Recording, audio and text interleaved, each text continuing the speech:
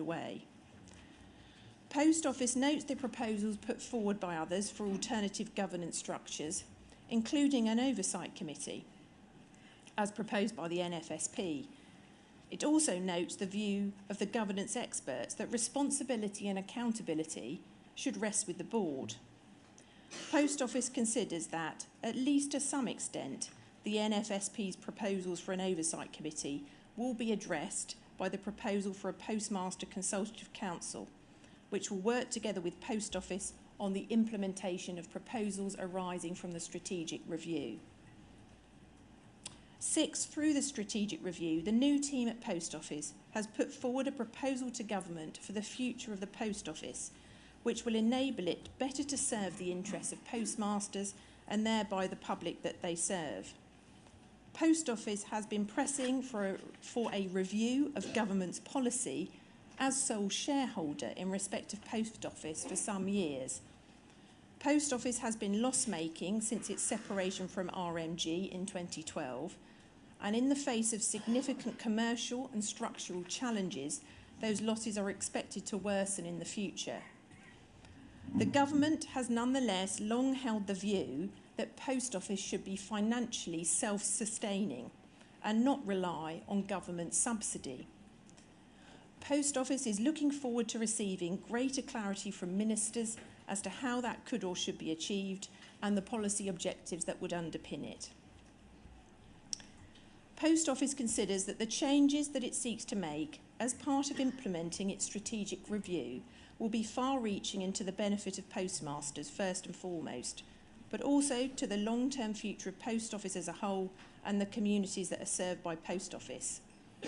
The review, carried out between June and September 2024, drew on members of Post Office staff, board members, postmasters and other stakeholders and experts. Nigel Railton, interim chair of Post Office, stated in his speech on the 13th of November 2024, "Fundamental to the implementation of the strategic review is Post Office's plan to deliver a new deal for postmasters.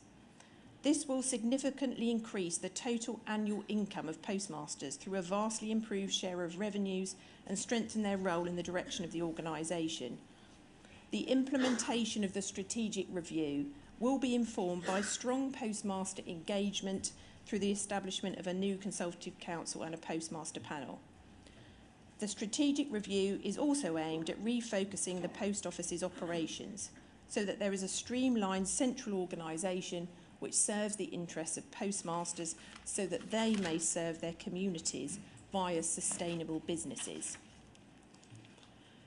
Nigel Railton, the interim chair, explained in his evidence to the inquiry that as a result of the strategic review and subject to DBT approval, Post Office proposes to reset the MBIT programme to improve confidence in its delivery and to ensure that it provides what postmasters need. Post Office intends to work closely with postmasters to define the new programme. Post Office acknowledges that work needs to be done to ensure that its proposal remains aligned with the work being carried out by DBT, with Grant Thornton, Boston Consulting Group and the Government Internal Audit Agency. Post Office welcomes continued involvement in DBT's reviews. The inquiry has also heard that the government is planning a green paper on the future of Post Office, which will be published in 2025. Post Office is now at a critical juncture. The organisation has a new and experienced interim chair and interim acting CEO, a relatively new board, and a SEG team who are skilled in delivering transformation change of this nature and are committed to implementing the plans so critical to the Post Office's future as set out in the strategic review. Post Office is already doing what it can to push forward its plan for transformation with structural and technological changes whilst waiting for funding decisions. Ultimately, it is in the government's hands as to whether it agrees with the proposed strategy and whether that strategy will be funded.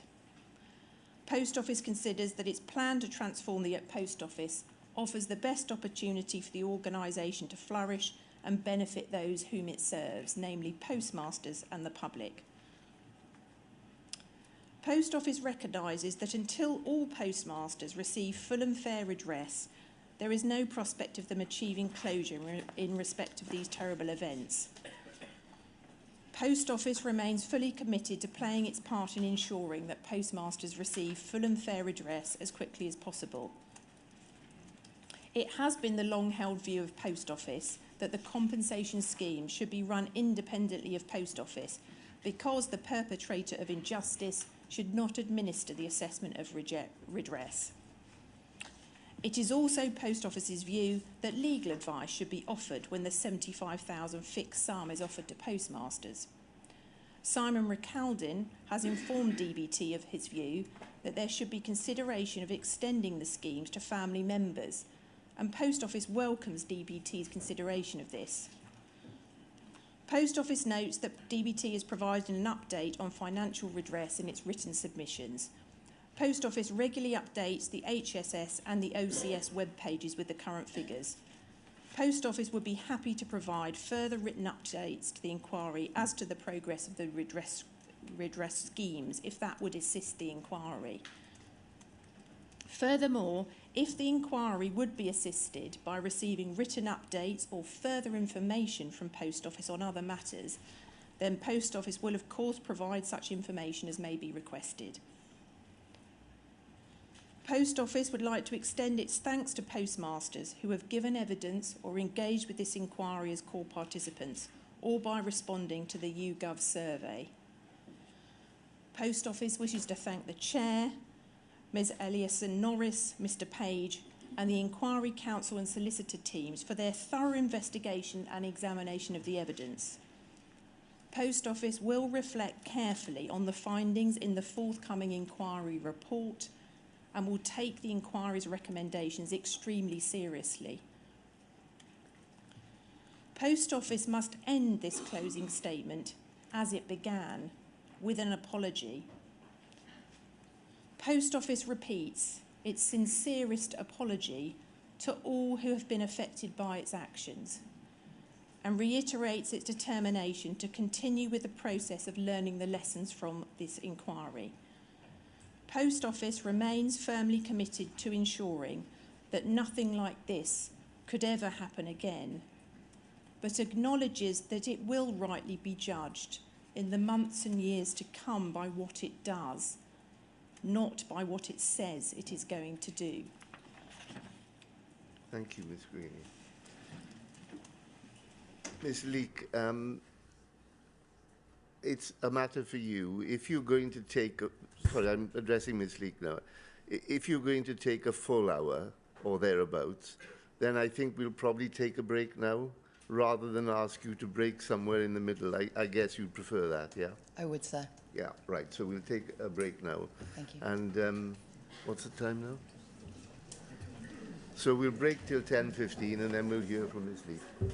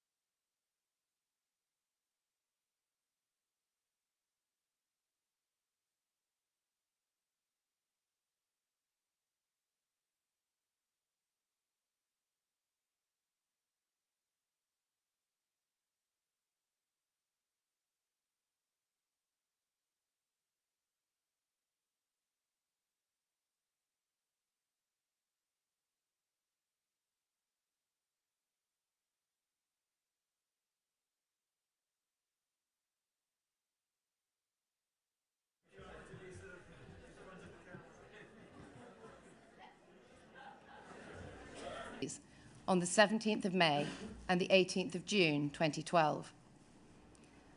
Ms. Vennell's straightforward submission in this regard is that she was entitled to rely on an unequivocal statement to the board by the General Counsel for its factual accuracy.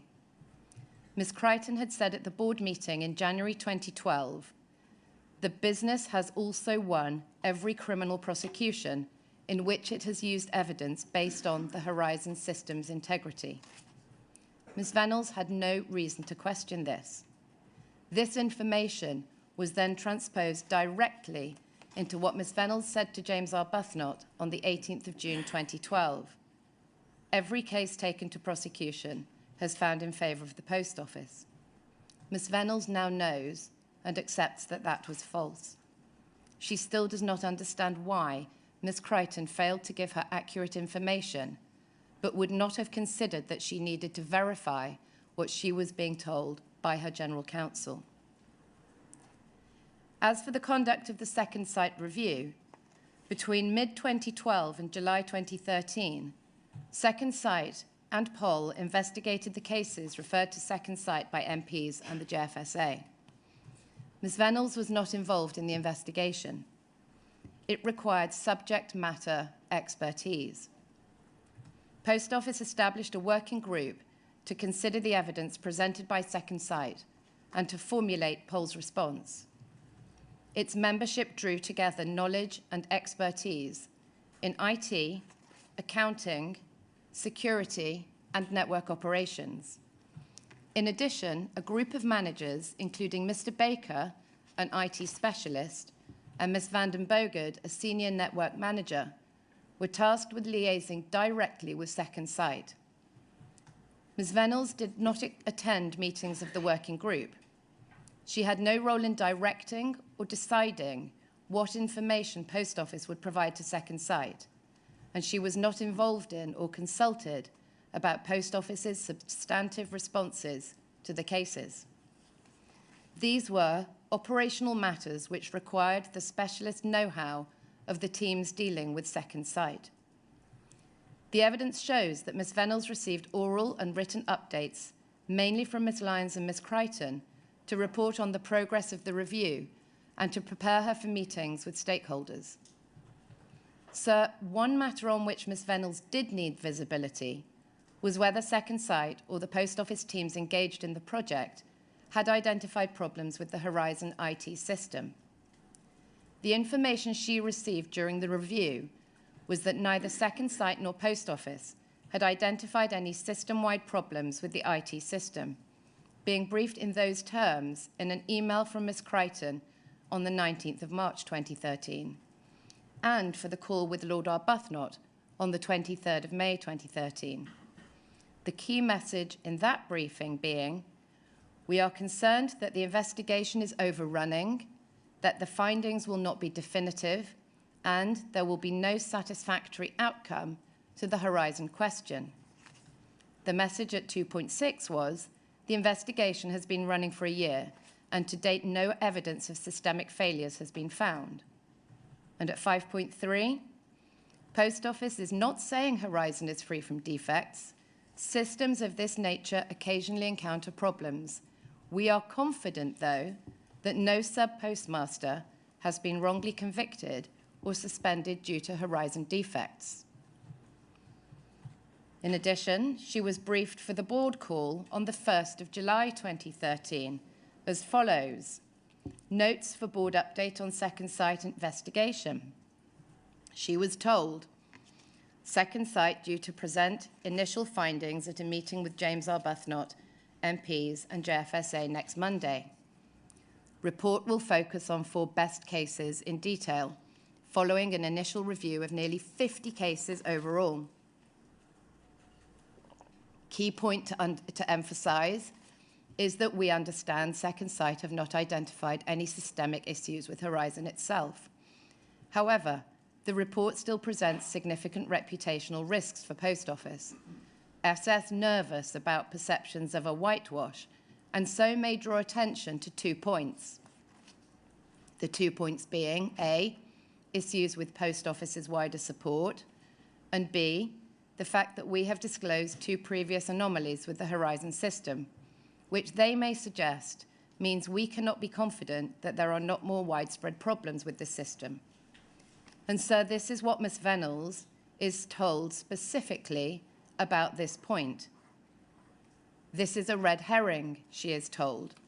In both cases, the errors were picked up and have either been or are in the process of being addressed with the affected subpostmasters.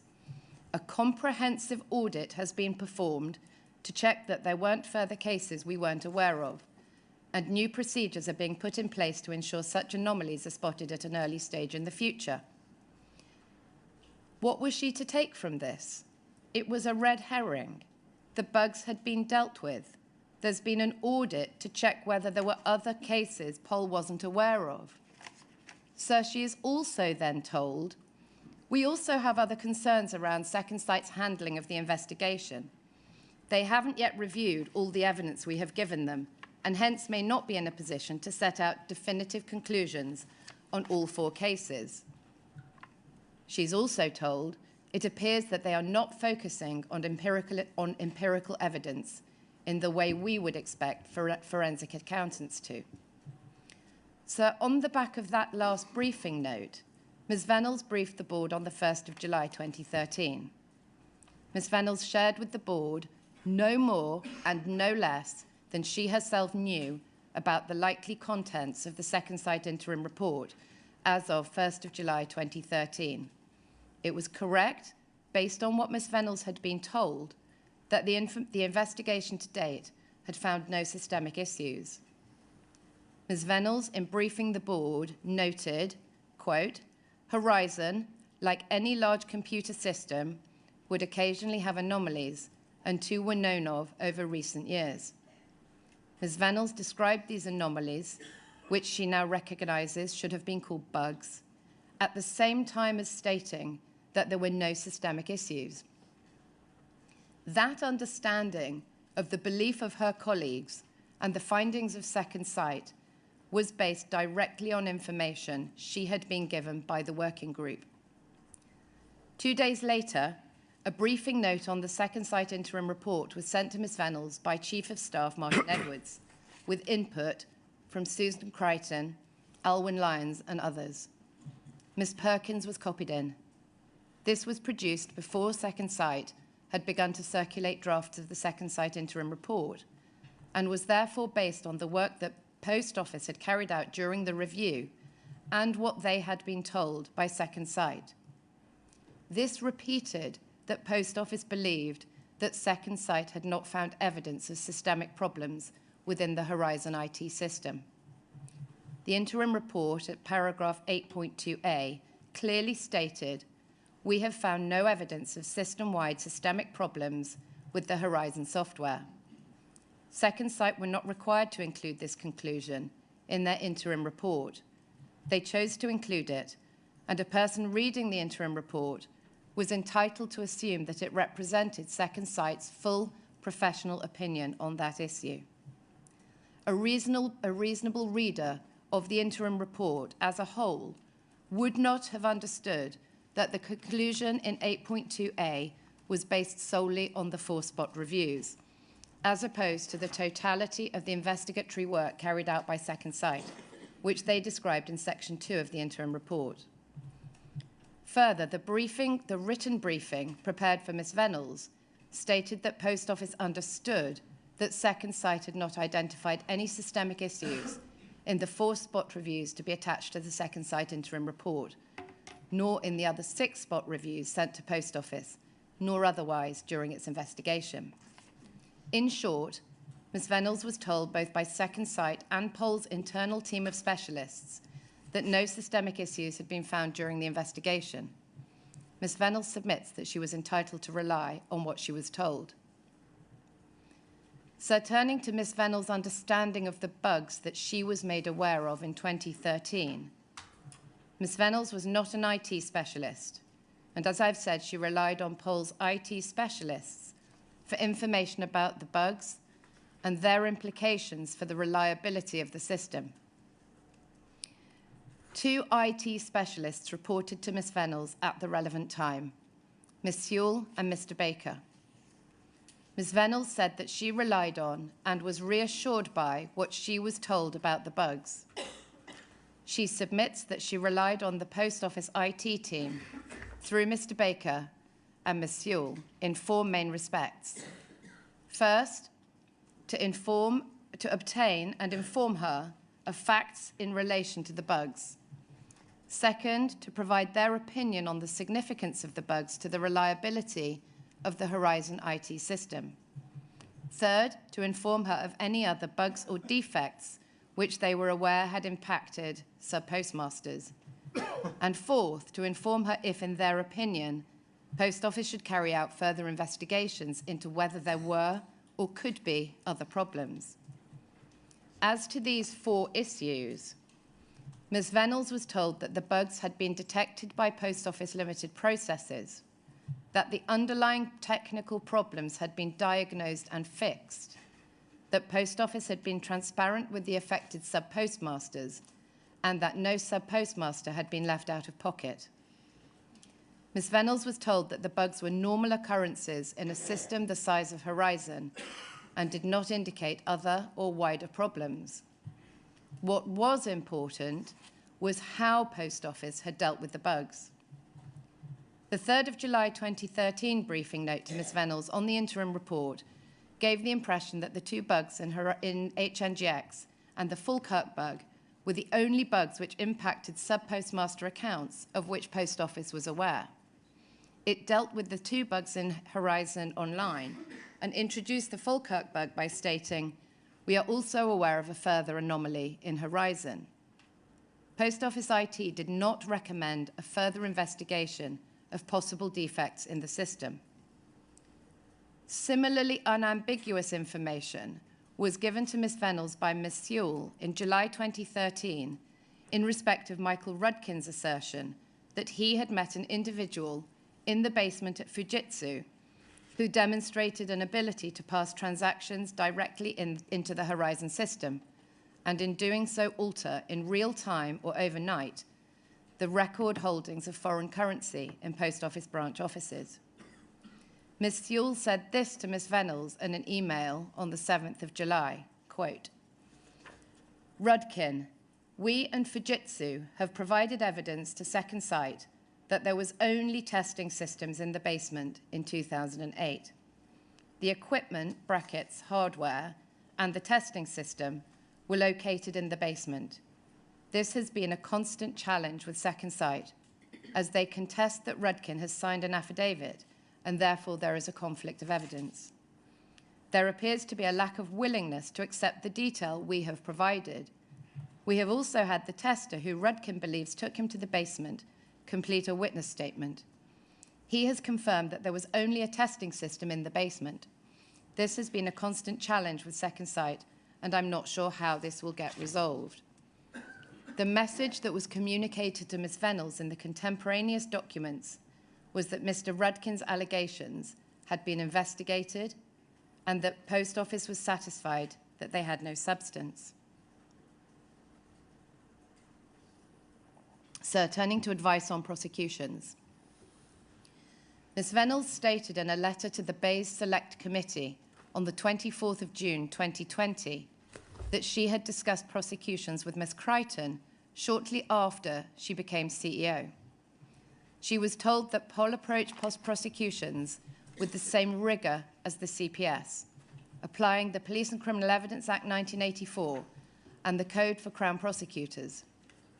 The documentary evidence that Ms. Venables has seen since she wrote to the committee in June 2020 supports her recollection that she was given assurances that Post Office conducted prosecutions responsibly through a structured and professional legal process. This is consistent with the speaking note prepared for Ms. Venables to use in May 2012 when speaking to Lord Arbuthnot. That note describes the role of Post Office as prosecutors and explains how internal and external lawyers would apply the same checks and balances as would be applied by the CPS. On the 3rd of July 2013, Ms. Crichton sent an email to Mr. Edwards and Mr. Flemington discussing what would go into a speaking note for Miss Venables and Miss Perkins to use at a meeting with Lord Arbuthnot. Miss Crichton wrote in the email, "Nothing has emerged from the interim findings given to us by Second Sight which would point to specific convictions being unsafe. Cases have been through the judicial process and the court considers all relevant evidence, not just that relating to the Horizon computer system." That was the 3rd of July, 2013. So these words made their way verbatim into the speaking note. Again, this is characteristic of the clear messaging that Ms. Venables had been receiving and continued to receive from her general counsel, and upon which she was entitled to rely. Turning to the Clarke advice and the prosecution case review. Simon Clarke sent his expert evidence advice to Post Office on 17th of July 2013, the day after the 16th July board meeting. Its circulation appears to have been limited to Ms. Crichton, Mr. Williams, Mr. Flemington, and Mr. Parsons of Bond Dickinson. Ms. Crichton confirmed that the document was not sent to the board. Ms. Crichton did not set out in writing anywhere a complete or accurate summary of the substance of Mr. Clarke's advice. It was her job to do so. Nor did her successor, Mr. Ojard. Indeed, while Mr. Ojard received a copy of the advice in a briefing pack from Cartwright King, he claimed not to recall whether he had read it in detail. He suggested that his view at the time was that it was a historic detail that was being dealt with through the case review process. This might go some way to explaining the messaging received by Ms. Venables. Parts of Mr. Clarke's advice were communicated to Ms. Venables between July and October 2013, though in a way which was piecemeal, unstructured, and incomplete. First, Cartwright King's advice that Post Office was obliged to review past prosecutions was summarised in Ms. Crichton's update paper for the board meeting of the 16th of July 2013.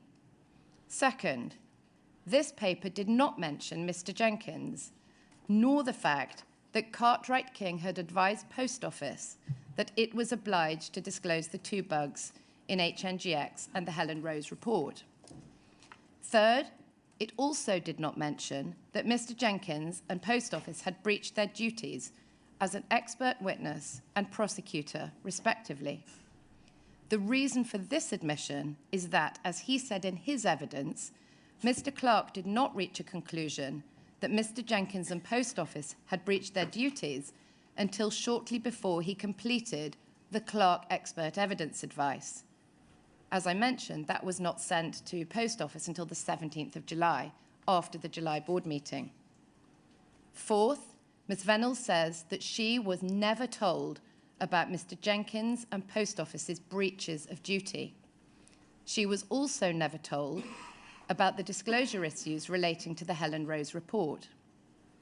Fifth, Post Office obtained 3 pieces of written advice from Brian Altman King's counsel between August and October 2013. An interim review of Cartwright King's process for reviewing criminal cases for disclosure on the 2nd of August 2013, a general review of the prosecution case review on the 15th of October 2013, and a forward-looking review of Post Office's role as prosecutor. Each of these documents discussed the issue with Mr. Jenkins. None of them was provided to the board. They were each summarised for the board by the General Counsel in a way which gave the impression that Mr. Altman had not identified any significant issues with Cartwright King's conduct of the disclosure review or Post Office's conduct of past prosecutions. For example, Ms. Crichton emailed Ms. Venables after a conference with Mr. Altman on the 9th of August 2013, stating, I quote, "Overall, his opinion in conference was that the work that had already been completed was fine and along the right lines, taking into account Post Office's prosecutorial duties to disclose evidence/information to the defence. Sixth, Ms. Venables has a recollection of receiving 2 pieces of information by word of mouth after July 2013. First, she says that she was told by Leslie Sewell that Post Office had stood down a Fujitsu expert witness because he had not revealed bugs during the prosecution of Ms. Misra. Second, she was told by Ms. Crichton that Poll was required to review the cases in which the expert had given evidence. 7. When Ms. Venables was informed, most likely in October 2013, that Post Office had used an unsafe witness from Fujitsu, she informed Ms. Perkins, copying in the CFO, Mr. Day, and directed Ms. Perkins to contact Mr. Edwards if she needed more information about this issue. We submit that the inference to be drawn is that the information in the email was given to Ms. Venables by a Post Office lawyer. So Ms. Venables was neither willfully blind, as suggested by core participants, nor did she purposefully close her eyes. She trusted her general counsel. She was advised by Ms. Crichton that the right legal response to the disclosure issues was to conduct a review of past cases to ensure that Post Office complied with its disclosure duties. She was told that this review was in the hands of experienced external criminal lawyers and that their approach was being checked by Brian Altman, King's Counsel, a senior and experienced criminal barrister.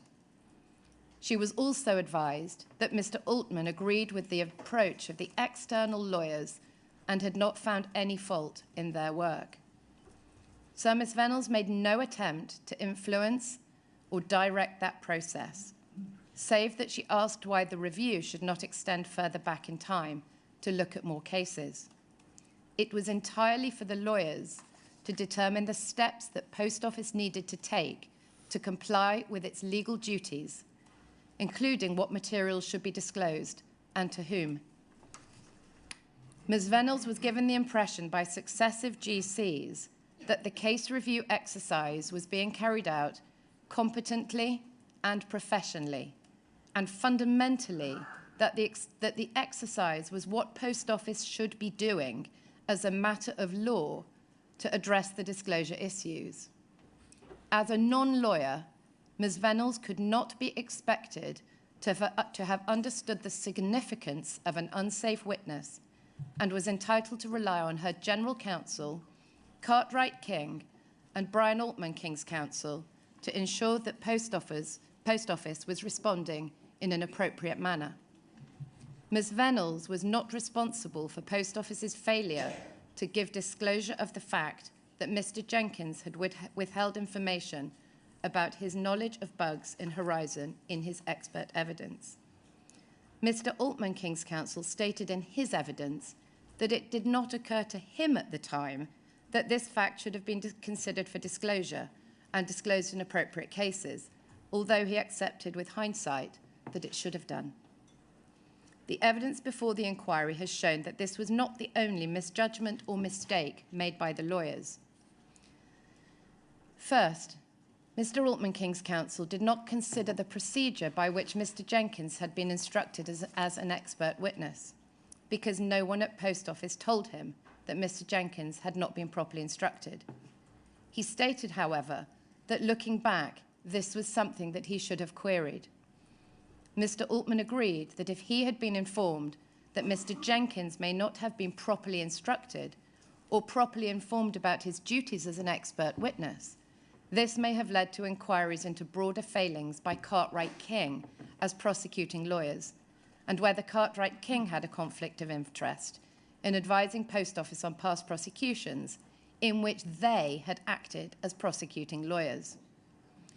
Second, Mr. Clark accepted in his oral evidence that there was a view that Cartwright King's review of past prosecutions, and I quote, probably wasn't as independent as it ought to have been, and that Cartwright King's review may have become less rigorous and less observant of potential trends or themes in the cases as the review progressed. When he was asked whether Cartwright King may have become case-hardened during the review, he said, That's exactly what I'm referring to. That's the point I'm making, that because you become slightly cynical, jaded, as inevitably is going to be the case, then you do miss things. Yes, I accept that.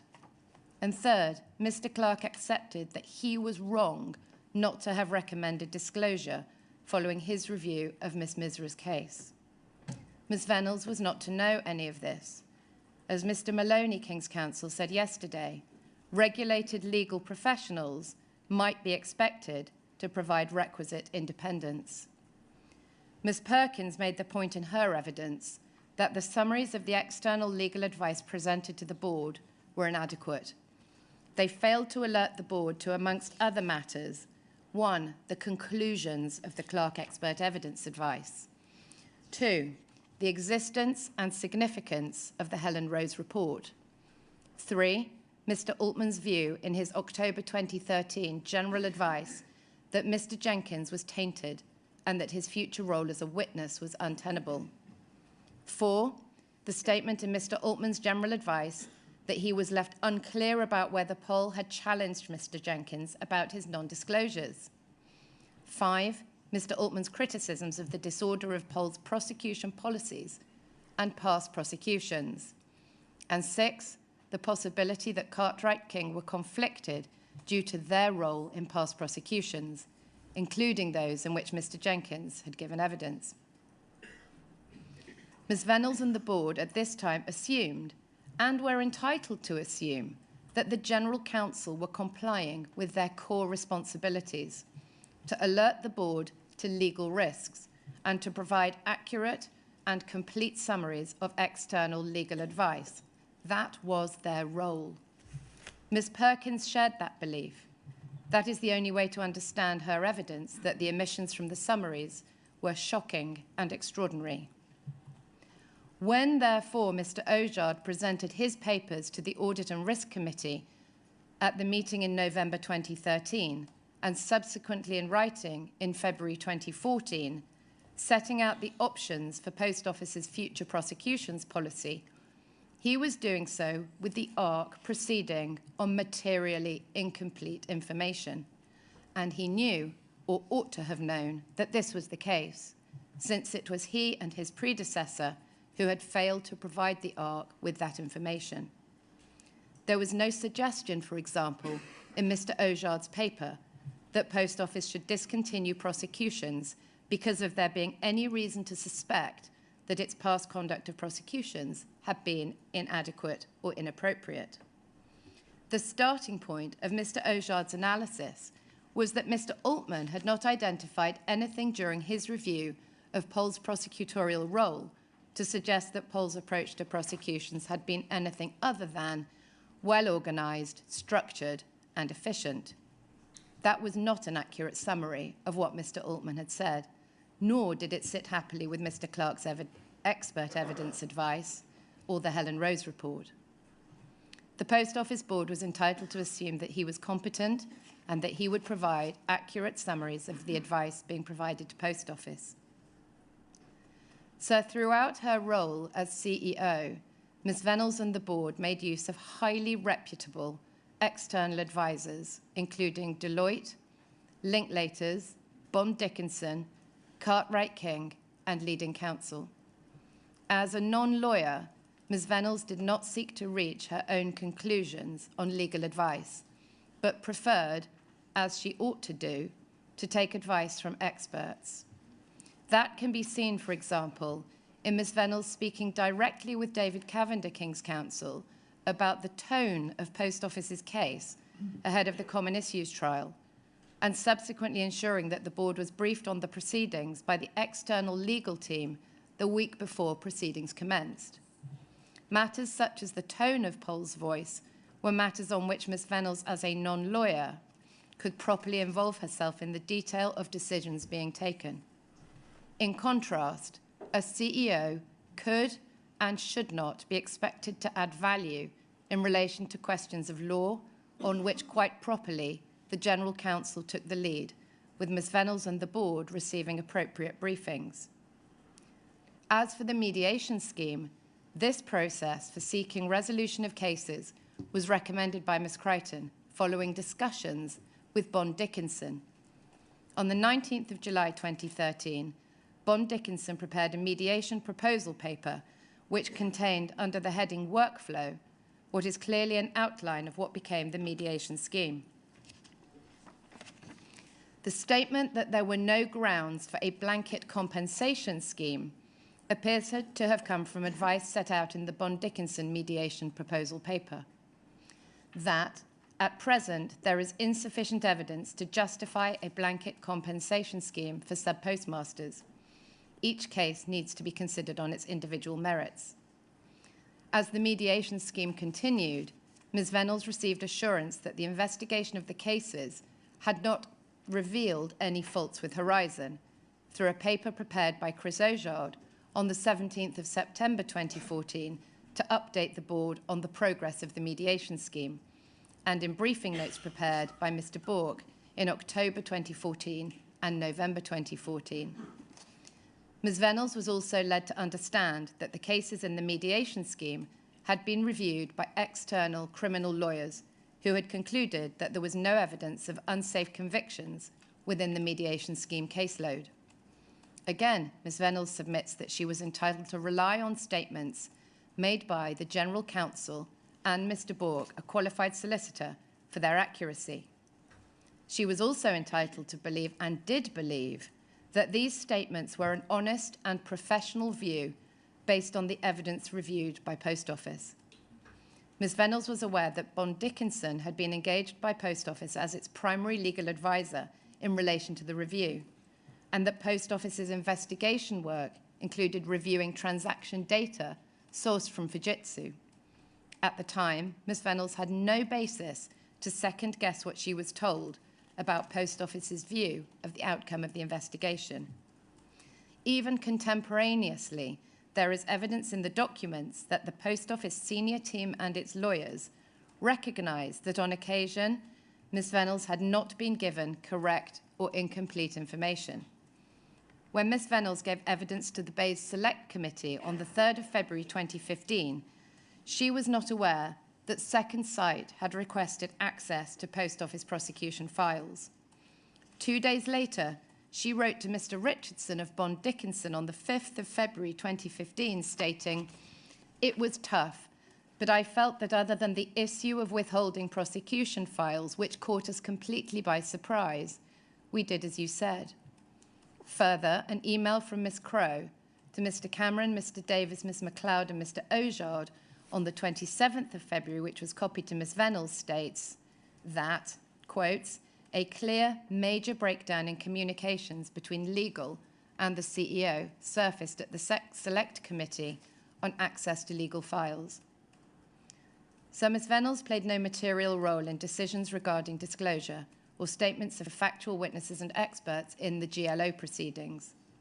She does not recall being asked to be involved in any decisions about disclosure, and no questions were put to her in oral evidence on this topic. Ms. MacLeod, as General Counsel, took the view, set out in her witness statement for this inquiry, that in respect of whether or not to call somebody like Mr. Jenkins as a witness, quotes, "My expectation was that this would have been decided by the legal team." The inquiry may in fact have been surprised if it had heard evidence that Ms. Venables had personally made decisions regarding disclosure and witness evidence. That is far from the role of the CEO. So the protection of Pol's reputation. Ms. Venables submits that the protection of a company's reputation is a legitimate objective of a CEO. It is clear from the documents that Ms. Venables saw no conflict between the protection of Post Office's reputation and positive engagement with the Second Sight interim report. As she informed the board in an email on the 4th of July 2013, to summarize very briefly, we have taken the view that the best way to minimize the reputational risks associated with the review and to do the right thing for the business and the people is to welcome the broad thrust of the report and commit to acting on its key findings in relation to the need for improvements in our support and training processes. This is entirely consistent, she said, with the broader imperative for cultural change across the organisation, which the board has discussed in recent months. Ms. Reynolds saw the implementation of the interim report's recommendations on support and training as the primary means of preserving Post Office's reputation. In circumstances where Ms. Reynolds was being told that the IT Horizon system was reliable, but that there were areas for improvement in training, support, and culture, it is understandable why she took the approach that she did, to emphasize Post Office's confidence in the IT system, while accepting that it should proactively identify and improve culture, training, and support. She was aware that Post Office served vulnerable individuals in thousands of post offices nationwide, and it was of great importance to her that those people did not lose their confidence in the Post Office and continued to feel able to collect benefits and pensions and carry out other important transactions. So, in conclusion, Ms. Reynolds understands the strength of feeling about her, that of sub-postmasters, those directly affected by the wrongful convictions, and that of the public. She heard what Mr. Maloney said yesterday about apologies being difficult to hear, and she understands that position. She knows that any apology will offer little comfort to those affected. She cannot and does not try to hide from the fact that whilst CEO, she did not manage to uncover the truth about the extent of the bugs, errors, and defects in Horizon, as found by Mr. Justice Fraser. This is a matter of deep and constant regret to Ms. Reynolds, as is the fact that the convictions of the sub-postmasters were not overturned sooner.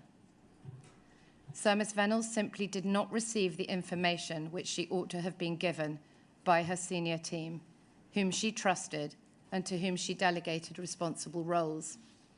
As she said herself in her evidence to you, I am very sorry that I was not able to find out what the inquiry has found out. I don't know today how much wasn't told to me. I do know information that I didn't get, and I don't know, in some cases, why it didn't reach me. Ms. Reynolds still does not know why key information was not passed on to her and explained. She believed her senior team and general counsel to be working hard and doing their best to investigate the sub-postmaster's complaints in good faith. She had faith in them, and as far as she was concerned, had good working relationships with them. She is devastated by the fact that information was not shared with her. She has no desire to point the finger at others, nor to speculate as to why information was not shared. She trusts that you, sir, together with your panel, will establish the true extent of the information that was not shared, and perhaps why it was not shared. Throughout Ms. Reynolds' written and oral evidence, and borne out throughout the documents and evidence of others which have been adduced during the inquiry, we submit that there has been nothing to show that Ms. Reynolds acted in bad faith. Ms. Reynolds wanted to do right by the sub-postmasters. So, notwithstanding that the evidence phase of this inquiry has now concluded, Ms. Reynolds will continue to assist your investigation in any way she can. Thank you, Ms. Leake. So we'll break off now.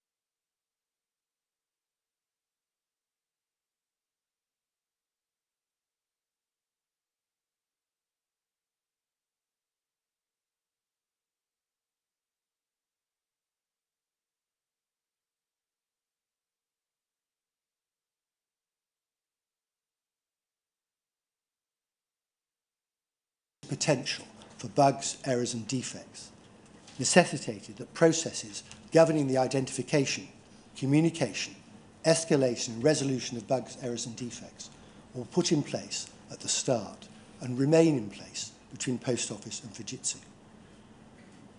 Fujitsu has frankly accepted that whilst these formal and informal information sharing systems were generally effective in practice, they were not uniformly so.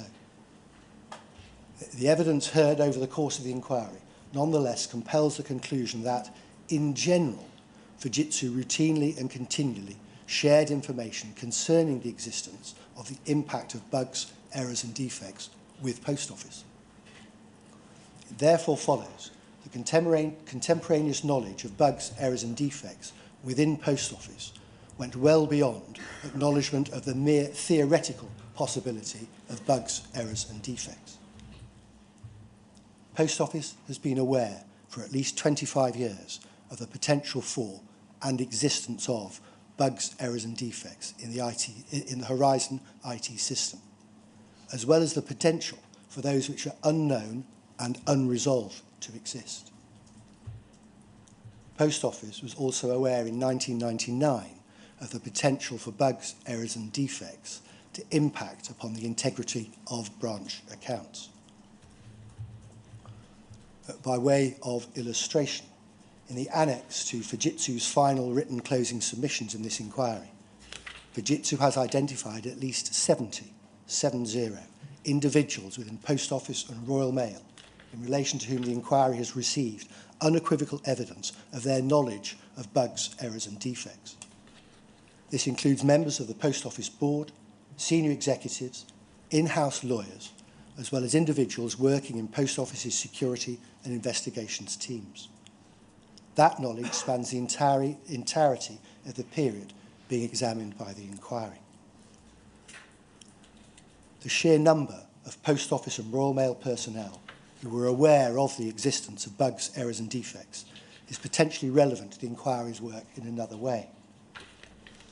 A number of witnesses before the inquiry could either not recall with accuracy whether or in what circumstances they were made aware of the existence of bugs, errors or defects, or positively denied such knowledge in circumstances which might be thought to be surprising. In assessing that evidence, the inquiry will be entitled to conclude that, while of course knowledge held by one person cannot unfairly be attributed to another, and while Post Office's corporate knowledge cannot be aggregated for all purposes, the inquiry is entitled to infer from the breadth and depth of awareness of bugs, errors and defects within Post Office that it is likely that key institutional decision makers did, in fact, have such knowledge. The question of why this expansive institutional knowledge was not appropriately considered by Post Office or its legal representatives in the context of proceedings against subpostmasters is a significant one, and a matter that will no doubt be the subject of careful deliberation by this inquiry. Further, in its opening statement to the inquiry, Fujitsu accepted that Fujitsu staff had and continues to have the ability to remotely access Horizon. That access was and is possible in multiple ways, via various ingress access types, from the time of the initial rollout until now, including in both Legacy Horizon and HNGX. Fujitsu has reiterated this position throughout the inquiry. Remote access was and remains a necessary part of the suite of support tools available to manage the live operation of the Horizon IT system, including the attempts to rectify bugs, errors and defects. Indeed, support staff from Fujitsu state in evidence that they could have not done their jobs or operated Horizon without it. In its opening statement to this inquiry, Fujitsu submitted, I'm sure you will recall, sir, that Post Office had been aware from an early stage of Fujitsu's ability to remotely access the Horizon system. That submission has been borne out by the evidence given to the inquiry and was belatedly accepted by Post Office in its final closing submissions. But whilst abuse of remote access privileges by a malign actor cannot positively be excluded on the evidence, there is no evidence for it and no reason to suppose it occurred.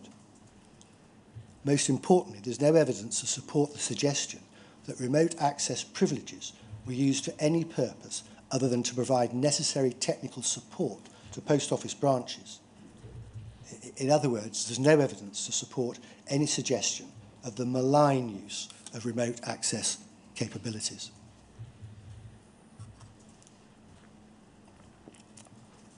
It's regrettable that in its written closing submissions, Post Office sought to obfuscate its proper share of responsibility for the events which are the subject of this inquiry by seeking wrongly to deflect blame to Fujitsu and other third parties. Post Office has sought to characterise itself as the subordinate partner in the relationship with Fujitsu and as operationally and technically dependent on Fujitsu. Perhaps tellingly, sir, you might observe that these submissions, as paragraph 101 in the Post Office written closing submissions, are unsupported by any reference to the evidence before this inquiry. That's unsurprising, because the submissions bear no resemblance to that evidence. So you'll be aware that Post Office previously has sought to shirk liability by deflecting responsibility for its share of organisational failings in its submissions to the Court of Appeal in March 2021 in the case of Hamilton and the Post Office. The Court of Appeal rejected that attempt, holding that Pol knew that there were serious issues about the reliability of Horizon. If Pol needed further information, it could have obtained it from Fujitsu. That was a finding that was omitted by the Post Office when quoting that same section of the judgment in paragraph 10 of its written closing submissions. The evidential basis for that conclusion is even stronger on the evidence before this inquiry, and we would invite you to adopt the same course as the Court of Appeal. To the extent that it is ever appropriate to describe one party to an extensive and sophisticated commercial contractual arrangement like the Horizon contract as subordinate, is clear beyond argument that the Post Office is not such a party. Post Office has been and remain very much in the driving seat of that contractual relationship. As we saw in phases 2 and 3, it was Post Office who specified the technical requirements by which the Horizon IT system was developed and by which it has been changed over time. As we saw in phase 4, it was Post Office who determined the nature and extent of the prosecution support which Fujitsu was required to provide, including, by way of example, stipulating the form by which the ARQ requests were made. Even in phase 7, we see the arrangements for the end of service life of Horizon IT system continue to be sensitive to Post Office's commercial needs, despite Fujitsu's serious reservations. More generally, the evidence for Post Office dependency on Fujitsu is conspicuously thin. Post Office has at all material times had its own IT function. It's employed a number of IT specialists, including highly experienced individuals such as Leslie Sewell, who held positions of management and oversight concerning all of Post Office's IT functions, including the Horizon IT system. As would be expected, the business-as-usual operation of the Horizon IT system entails the sharing of vast quantities of information about the system, including, again entirely unsurprisingly, about technical issues and bugs, errors and defects. In the annex to our closing submissions, Fujitsu has summarised some of those key means of information sharing. Post Office has also had at significant times throughout the life of Horizon its own testing teams, tasking with ensuring the quality of certain releases of Horizon. Post Office relies upon what it describes as repeated assurances from Fujitsu that Horizon was reliable. it does not cite even a single example of such an assurance being given. To the extent that certain Post Office witnesses similarly suggested that they'd been provided with assurances as to the integrity of the Horizon IT system by Fujitsu, there was a complete lack of evidence to support those claims. Indeed, as Fujitsu pointed out in its Phase 3 closing submissions, those claims were either entirely vague and, confusingly, often made by individuals with no direct engagement with Fujitsu at all. A better view of the evidence, sir, as Fujitsu submitted at the end of Phase 3, is that a message from the top within Post Office consistently emphasised, without evidence, the robustness of the system. Having said that, sir, to be absolutely clear, despite the observations that I've just made, and also will continue to make about Post Office, I repeat, Fujitsu stands by all the matters it has accepted in its written closing statement. Post Office investigations and prosecutions did not begin with the introduction of the Horizon IT system. Post Office had an established, active investigation and prosecution function in place prior to the national rollout of the Horizon IT system in 2000. The available evidence demonstrates a significant increase in investigative and prosecutorial activity during the period of 1992 to 1998. This initial increase in investigative and prosecutorial activity occurred following the introduction of an in-house accounting system called Capture into Post Office branches in 1992 and predates the rollout of the Horizon IT system. The conduct of criminal prosecutions on behalf of Post Office fell considerably short of the important duties which apply to a private prosecutor. Hundreds of sub-postmasters were wrongfully prosecuted. Indeed, the evidence now available to the inquiry suggests that the failings in the conduct of Post Office prosecutors were considerably more fundamental than even those acknowledged in the Court of Appeal in the Hamilton and Post Office case. In Phase 4 of the written closing submissions, Fujitsu made detailed submissions as to the wide range of serious deficiencies which undermine the integrity of Post Office prosecutions. I do not repeat those submissions today. Fujitsu nevertheless acknowledges that the codified agreement between Fujitsu and Post Office contained novel propositions, contractually obliging Fujitsu to provide support to Post Office in respect of prosecutions. That work was atypical for an IT service provider such as Fujitsu and was outside the normal work of Fujitsu technical staff. It is a matter of profound regret to Fujitsu that it ever provided services to support Post Office proceedings against sub-postmasters. Fujitsu was never cited on the full scale of Post Office's prosecutorial conduct and misconduct. And so that's plain from the fact that it did not provide evidence in all the cases. Nonetheless, Fujitsu accepts that it was inappropriately deferential to Post Office as its client, and its senior management were insufficiently interventionist in their management and oversight of the Post Office account. This led to a failure to properly challenge or scrutinise the appropriateness of requests made by Post Office and resulted in Fujitsu providing a service, prosecution support, which fell short of its own corporate values. In light of this, Fujitsu recognises that it failed properly to support those of its employees who engaged directly with Post Office and its lawyers in respect of prosecution support.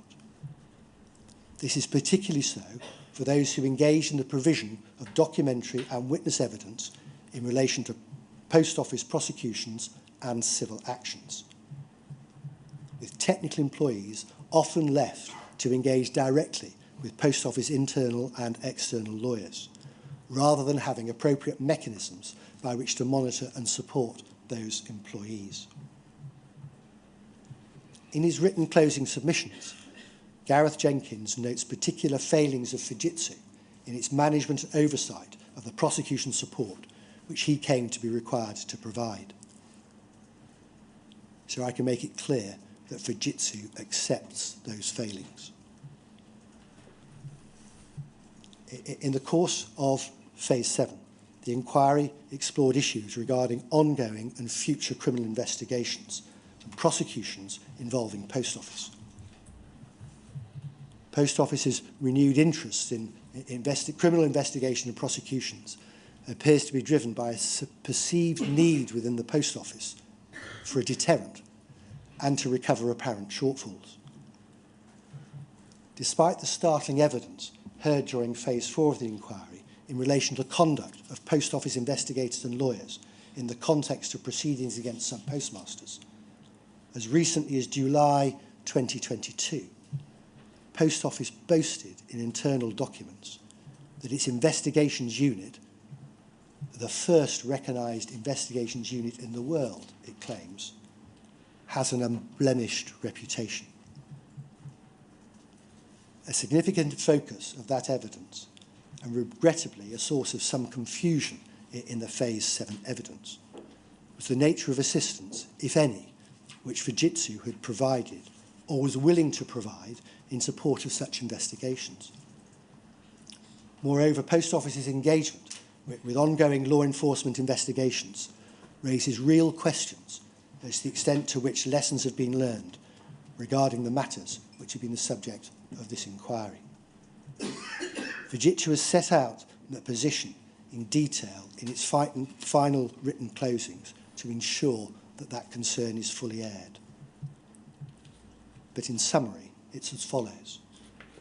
Between February and July of 2024, Fujitsu was contacted by 4 police forces in relation to 4 cases.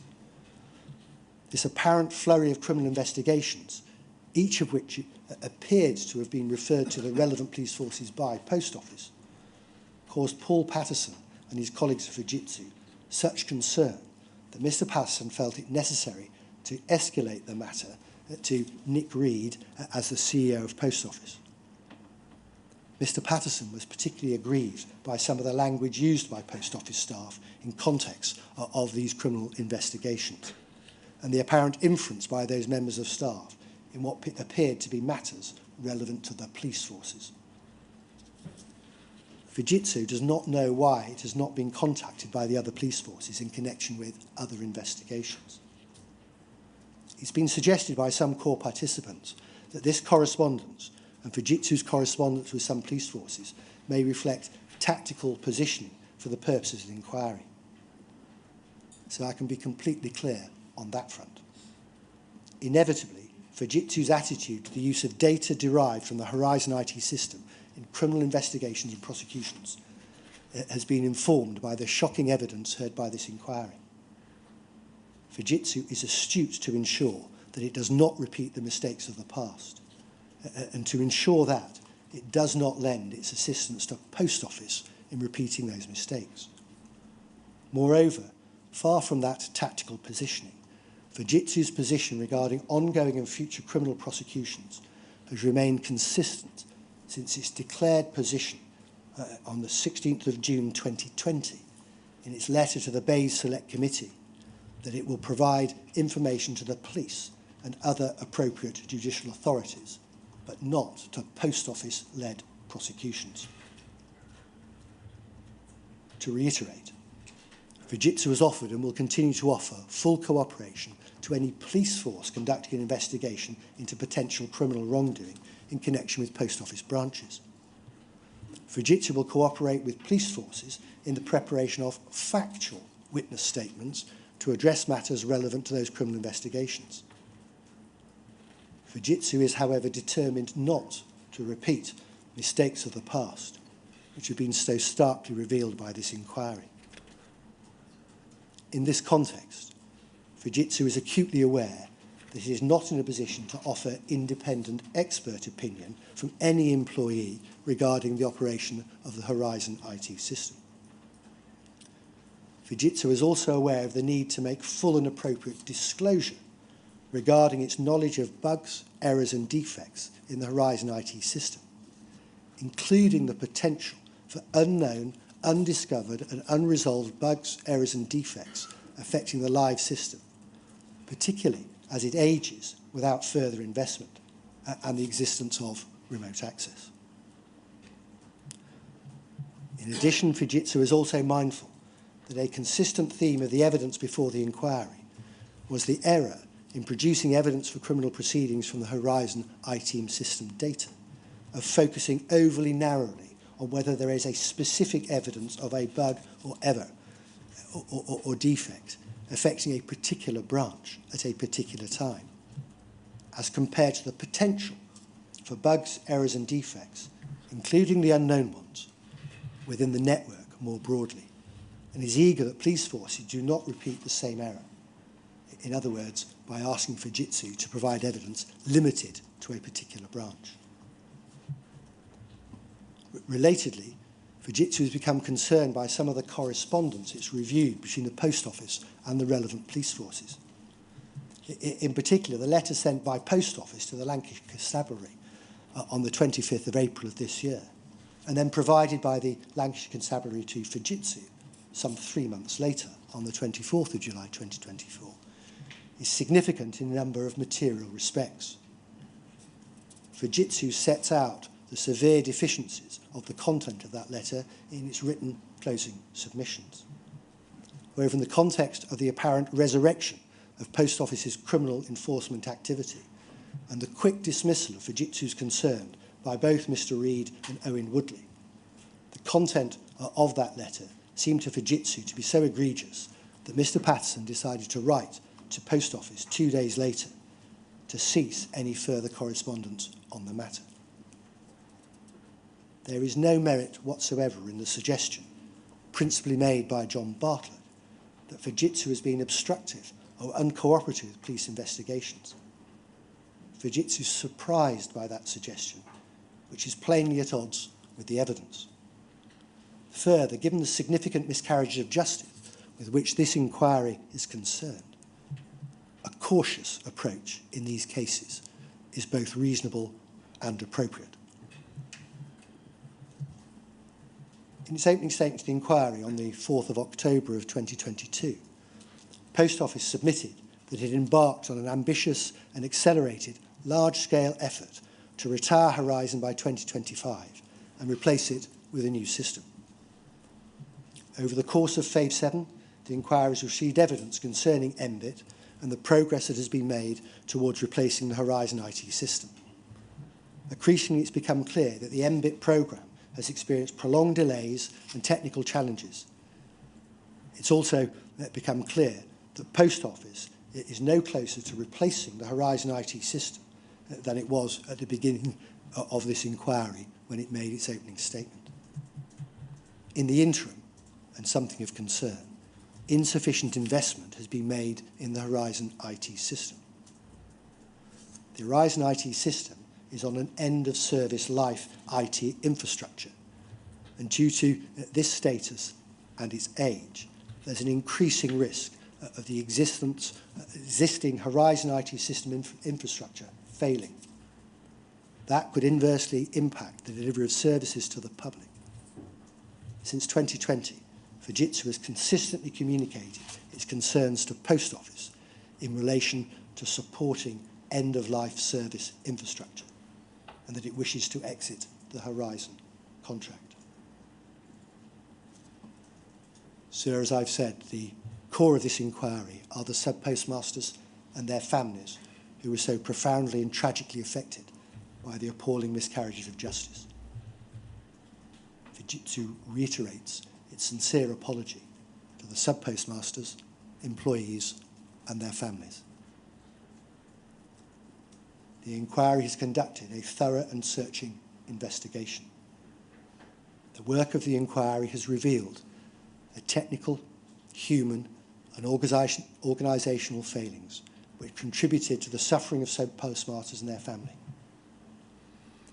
Fujitsu accepts its share of those failings and has set out in writing the detailed matters which it does accept.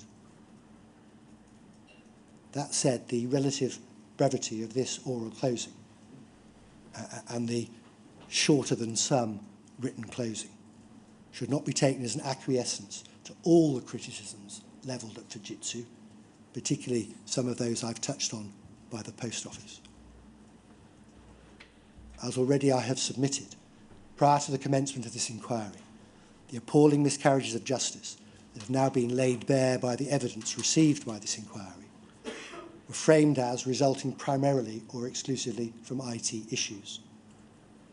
That is, evidence has demonstrated that these miscarriages of justice were not caused by technological failures exclusively or even primarily, but are instead the product of serious human and organisational failures in conduct, ethics, governance and culture. Fujitsu hopes that having supported the inquiry through its work, it has gone some way to demonstrating its commitment to learning lessons from the inquiry process and, most importantly, to ensuring that the mistakes of the past are never repeated. Thank you, sir. Thank you, Mr. Whittam. So it's just about 12 o'clock. Ms. Dobbin, would you like to make your submissions in one go? Answer, I suspect, yes. So would you like to have an early lunch or make them now? Sir, I would like to make them in one go, if that's okay. And would you prefer to make them now, or shall we take an early lunch? Well, so perhaps if we took an early lunch, if that was all right. Yep. Thank you. So we'll begin again at, 1 o'clock.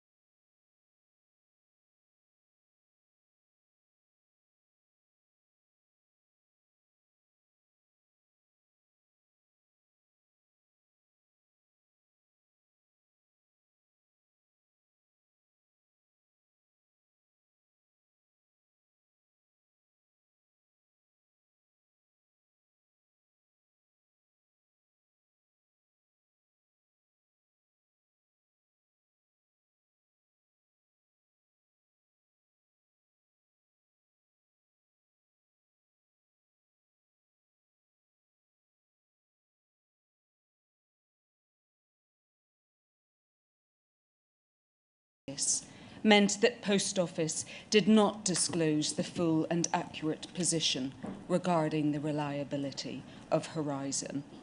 See paragraph 207 of the Hamilton judgment.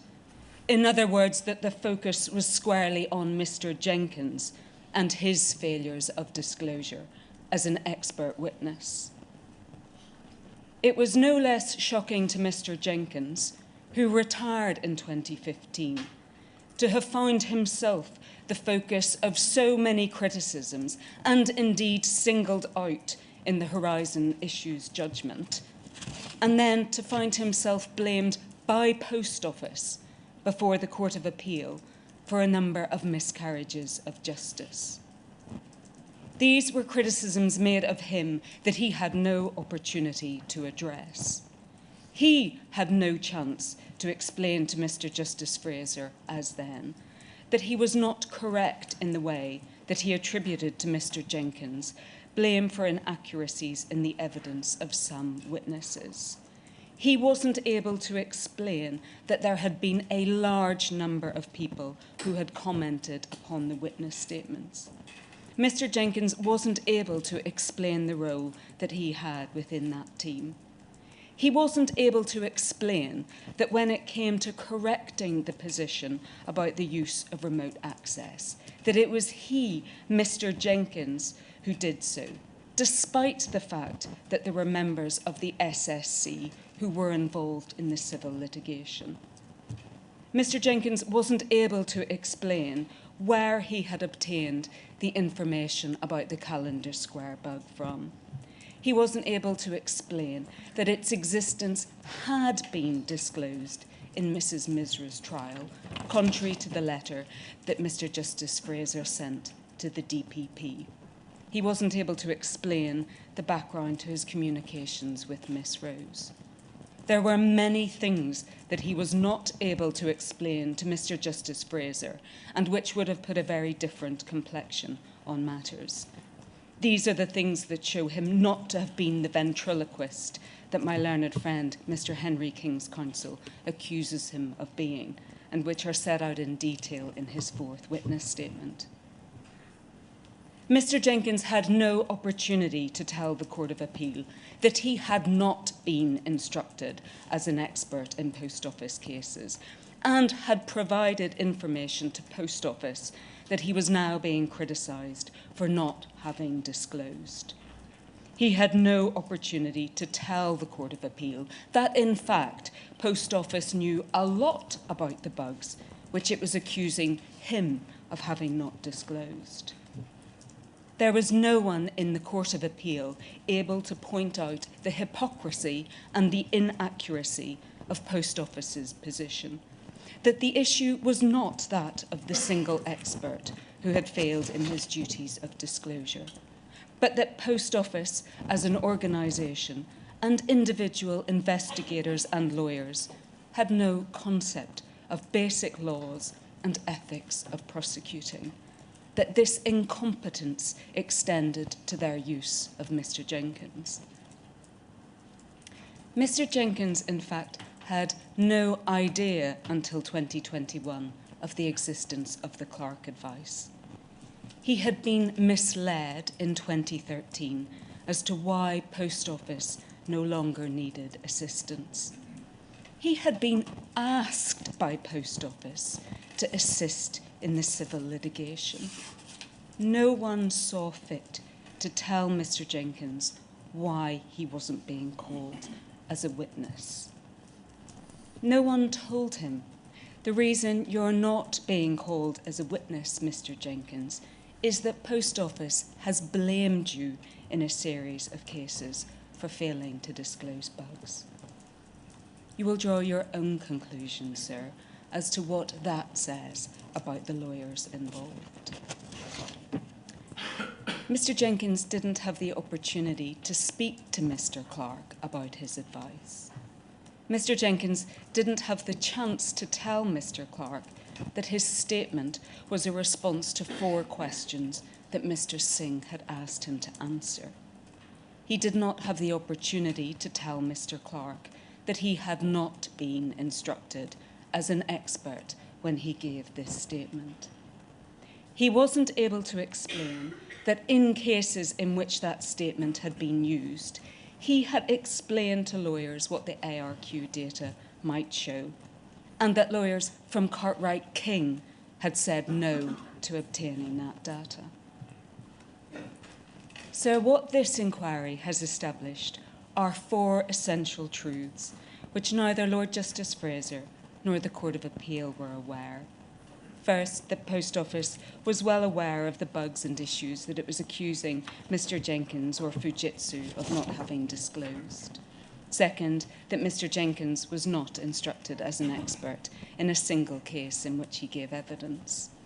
Third, that this failure to instruct Mr. Jenkins as an expert was apparent to Cartwright King and Post Office from the point of the Clark advice in 2013. Fourth, that Post Office as an organisation and individual investigators and prosecutors did not know or did not apply basic laws and rules and guidance which apply to prosecuting. Returning to the critical point about what Mr. Jenkins told the police in 2021, that he hadn't been instructed as an expert in any case. In summary, that Post Office had put Mr. Jenkins forward as an expert in criminal cases, had sought out his opinions and then to rely on them, but had never actually instructed him as an expert witness, appeared extraordinary, and giving rise to the question, how could that possibly have happened? So this inquiry, having disclosed in excess of 270,000 documents, confirms not just the truth of what Mr. Jenkins told the police, but the answer to the question how it happened that he wasn't instructed as an expert. There are two fundamental reasons. First, quite simply because investigators and lawyers did not know or ignored the law that they ought to have been applying. The evidence before this inquiry demonstrates a profoundly more disturbing picture of prosecutorial incompetence than could have been imagined at its outset. Disturbing for its lack of regard for very basic law and ethics which govern prosecuting. Disturbing because it was being done by a private prosecutor cloistered from the usual forms of scrutiny that apply to a public prosecutor, and given all of the vested interests at stake. The second reason why it happened was that prosecuting lawyers didn't address the capacity in which they were relying upon Mr. Jenkins to give evidence. They didn't distinguish between Mr. Jenkins as a Horizon technical expert and Mr. Jenkins as an expert witness as a matter of law. The fact alone that every single of Mr. Jenkins' statements was an ordinary Section 9 witness statement that contained none of the content necessary to render it admissible as expert evidence demonstrates this. And ultimately, Mr. Warwick Tatford's evidence confirmed it and demonstrated in human terms how it happened. Throughout the prosecution of Mrs. Misra, there was, in his words, a muddle as to the capacity in which Mr. Jenkins was being relied on. So, given that Mr. Jenkins gave oral evidence in Mrs. Misra's case, without being taken through any of the steps to establish that he was giving evidence as an expert, that he was not taken through expert duties, that no steps were taken in his evidence to rectify that none of his statements complied with the requirements of expert evidence, that he wasn't asked any questions as to why his statements didn't comply with the requirements of expert evidence, that no one asked if he had prepared his evidence compliantly with expert duties, that this makes clear that the muddle on the part of prosecutors as to what sort of witness he was continued into his giving oral evidence. So I want to be clear at the outset of this submission that it focuses in part upon the failure of Post Office to instruct Mr. Jenkins as an expert, because the key allegation that he has always faced is that as an expert witness, he breached expert duties by not providing disclosure of bugs, errors, and defects. The fact that Mr. Jenkins was not instructed as an expert is critically important because the evidence that he gave and how he provided it was a product of the approach which Post Office took to him, and specifically the communications which Post Office had with him as to what his evidence was to address. The inquiry's evidence has proved the negative, that he wasn't instructed as an expert in any case. And so the allegations against him have shifted to generalised allegations and insinuation that he lied or was party to presenting the veneer of Horizon as though it was infallible. There are two fundamental obstacles to this characterisation of Mr. Jenkins. First, that he provided the sort of information that he is accused of withholding, notwithstanding the way he was communicated with and used by prosecutors. Indeed, Mr. Jenkins openly adverted to information which it has been submitted in this inquiry there was a campaign to keep secret. For example, Mr. Jenkins told Professor McLachlan and the prosecution in Mrs. Misra's case about the known error log and told them that there were 200,000 faults in the live and test system on Horizon. This material was known to the defence because Mr. Jenkins told them. In his 2012 statement in the Wiley case, Mr. Jenkins confirmed Fujitsu's ability to use remote access. This was the first public confirmation of the position. This statement was regarded in 2015 by Post Office and Mr. Parsons of Womblebond Dickinson as going significantly beyond that which Post Office had ever confirmed about remote access.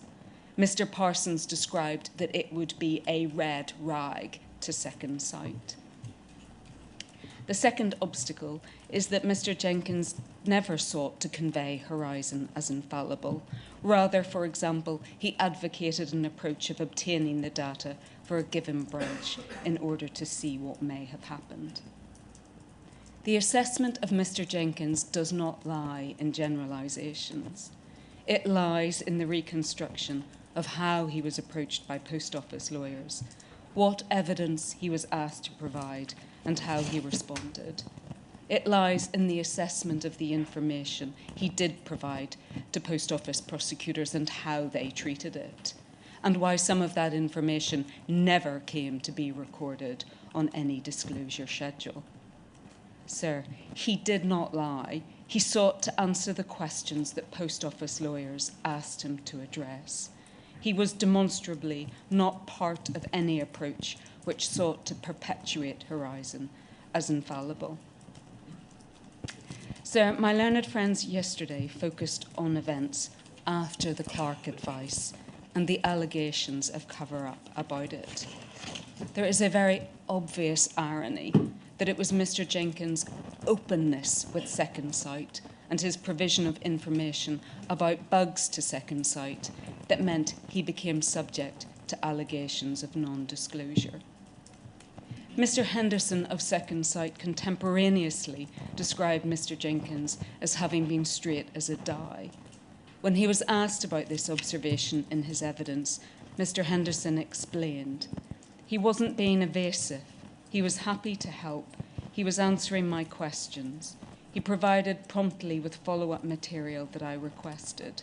I mean, there was no hesitation in his willingness to answer our questions and to provide assistance. So he was willing to discuss remote access when Post Office was not. Yes." Mr. Henderson also explained, "I saw him as a technical expert and that he approached things from a technology perspective almost exclusively. He didn't strike me as a company person or feeling that he had to stick to a particular party line in terms of supporting Fujitsu. He was dealing with things at a technical level as a technical expert, and I find that rather refreshing." Was he taking the defensive position that Post Office was, which you describe in your statement? No.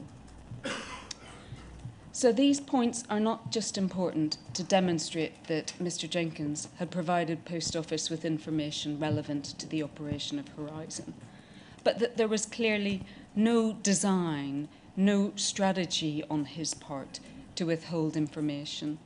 To the contrary, that he provided guilelessly in the course of criminal cases the sort of information that Post Office was claiming to have been unaware of. Indeed, sir, it might have been thought that Mr. Jenkins' willingness to provide information to Second Sight was another good reason to speak to him in 2013 to investigate the circumstances in which he had given evidence. So we respectfully agree with those representing the Hodge and the Hodge-Jones-Allen core participants that there ought to have been an examination in 2013 of the circumstances in which Post Office had used Mr. Jenkins. For, had that happened, it would have demonstrated Cartwright-King's involvement in obtaining the very witness statements which Mr. Clark was considering in his advice, an involvement which Mr. Atkinson King's counsel has been so critical of in this inquiry. It would have demonstrated Cartwright-King's failure to instruct Mr. Jenkins as an expert. And perhaps, sir, most important of all, it may have revealed or begun to reveal the sorts of prosecutorial incompetence that Post Office's use of Mr. Jenkins demonstrates, and which has only been revealed here in this inquiry. About this inquiry, sir, I pause at this point to reflect on Mr. Maloney King Counsel's observation about the witnesses who have come before this inquiry and been amnesiac until they've remembered things that have been helpful to them. So Mr. Jenkins wasn't that sort of witness. He came and gave evidence before you for 4 days. He answered all questions despite the position that he was in, and he demonstrated himself to be incapable of putting a self-serving gloss upon his evidence. He stands in stark contrast to many of those who have given evidence before you. So before addressing some specifics, I wanted to make 3 observations, if I may. 3 overarching observations. The first is this, that Mr. Jenkins was an engineer in a legal world. Mr. Jenkins was a computer engineer to the core. He had been one for over 30 years before being asked by Mr. Pinder of the Fujitsu legal support team to help in Mr. Thomas's case. He had no legal training whatsoever, no training about being an expert witness.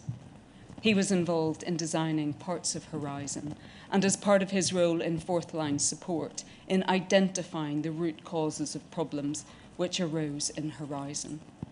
He had been schooled by these decades of computer engineering to think in terms of system and logic and problem solving. As Mr. Henderson said, this was a sort of exclusively technological perspective.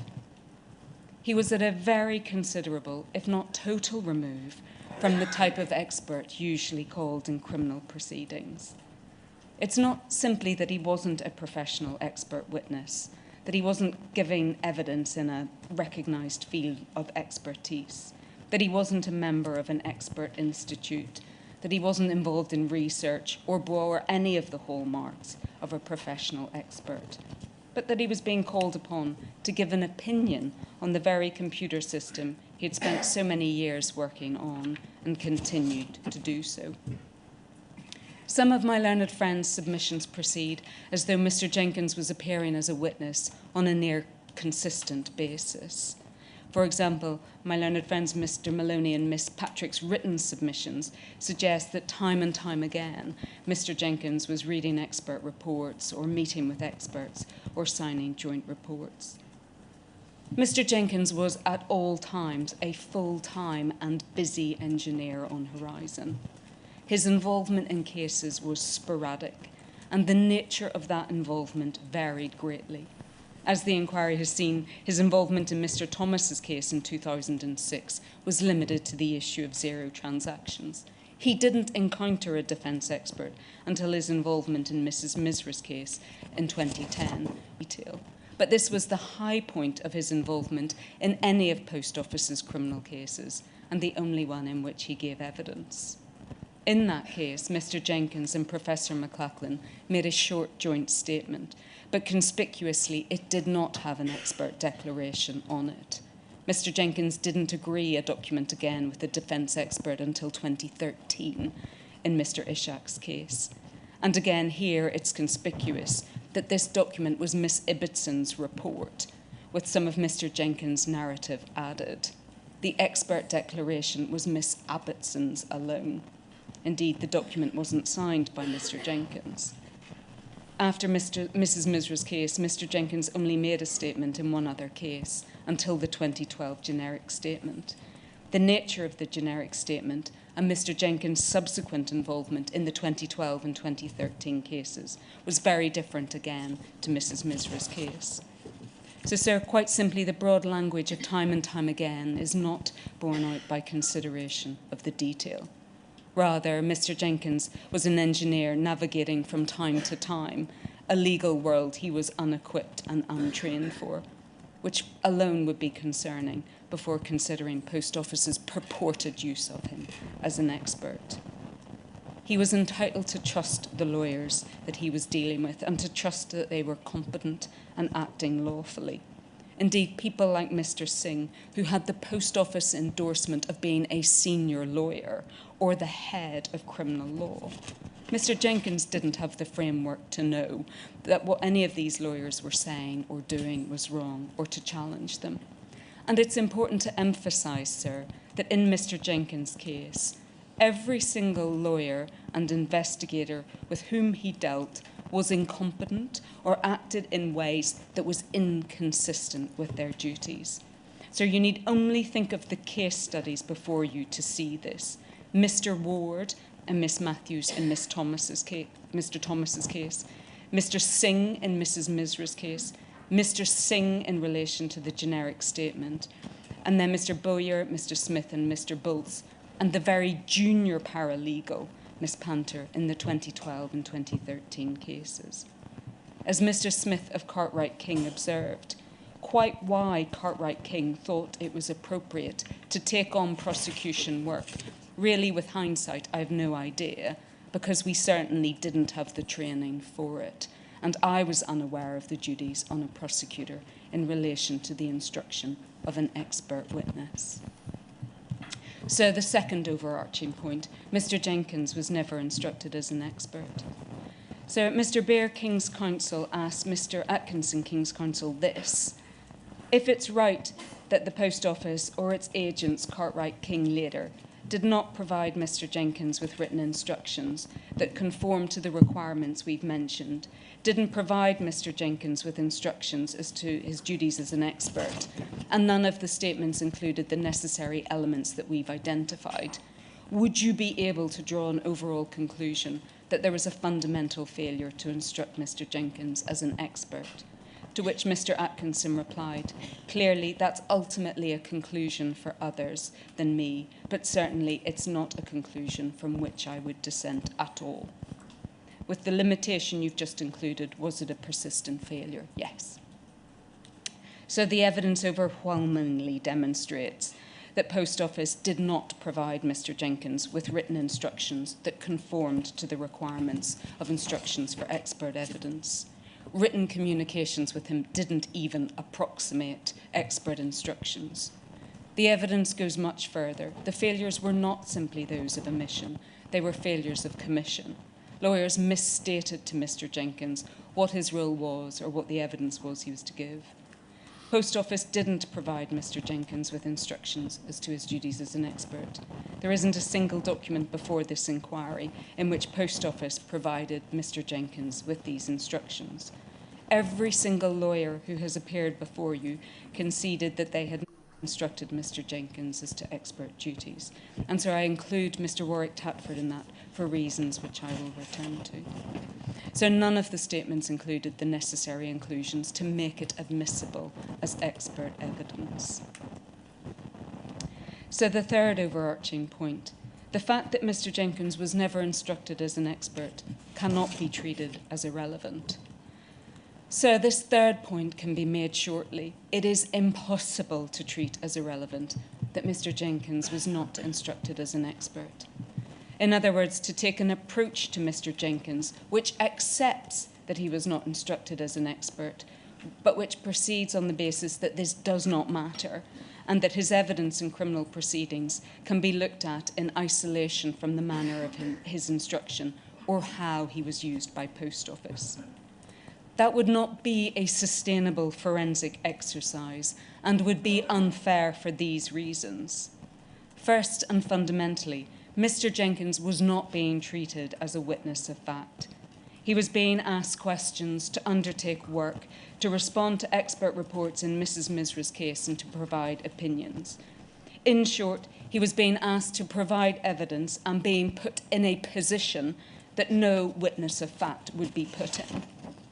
As stated already, the evidence that he gave and how he gave it was a product of Post Office's approach to him, and specifically the product of communications which Post Office had with him about what his evidence was to address. It is impossible to disentangle these from each other, and it applies to every single case study. Third, it would also overlook the evidence that Mr. Jenkins, it would also overlook that the evidence that Mr. Jenkins gave was in the context of a series of grossly defective communications which misrepresented his role and the sort of evidence that he was to give. Again, this was a feature of every single case study. Far from prosecutors sending the message that Mr. Jenkins was to be treated as independent, or, for example, his evidence is independent, they informed him, for example, "You are our Horizon expert.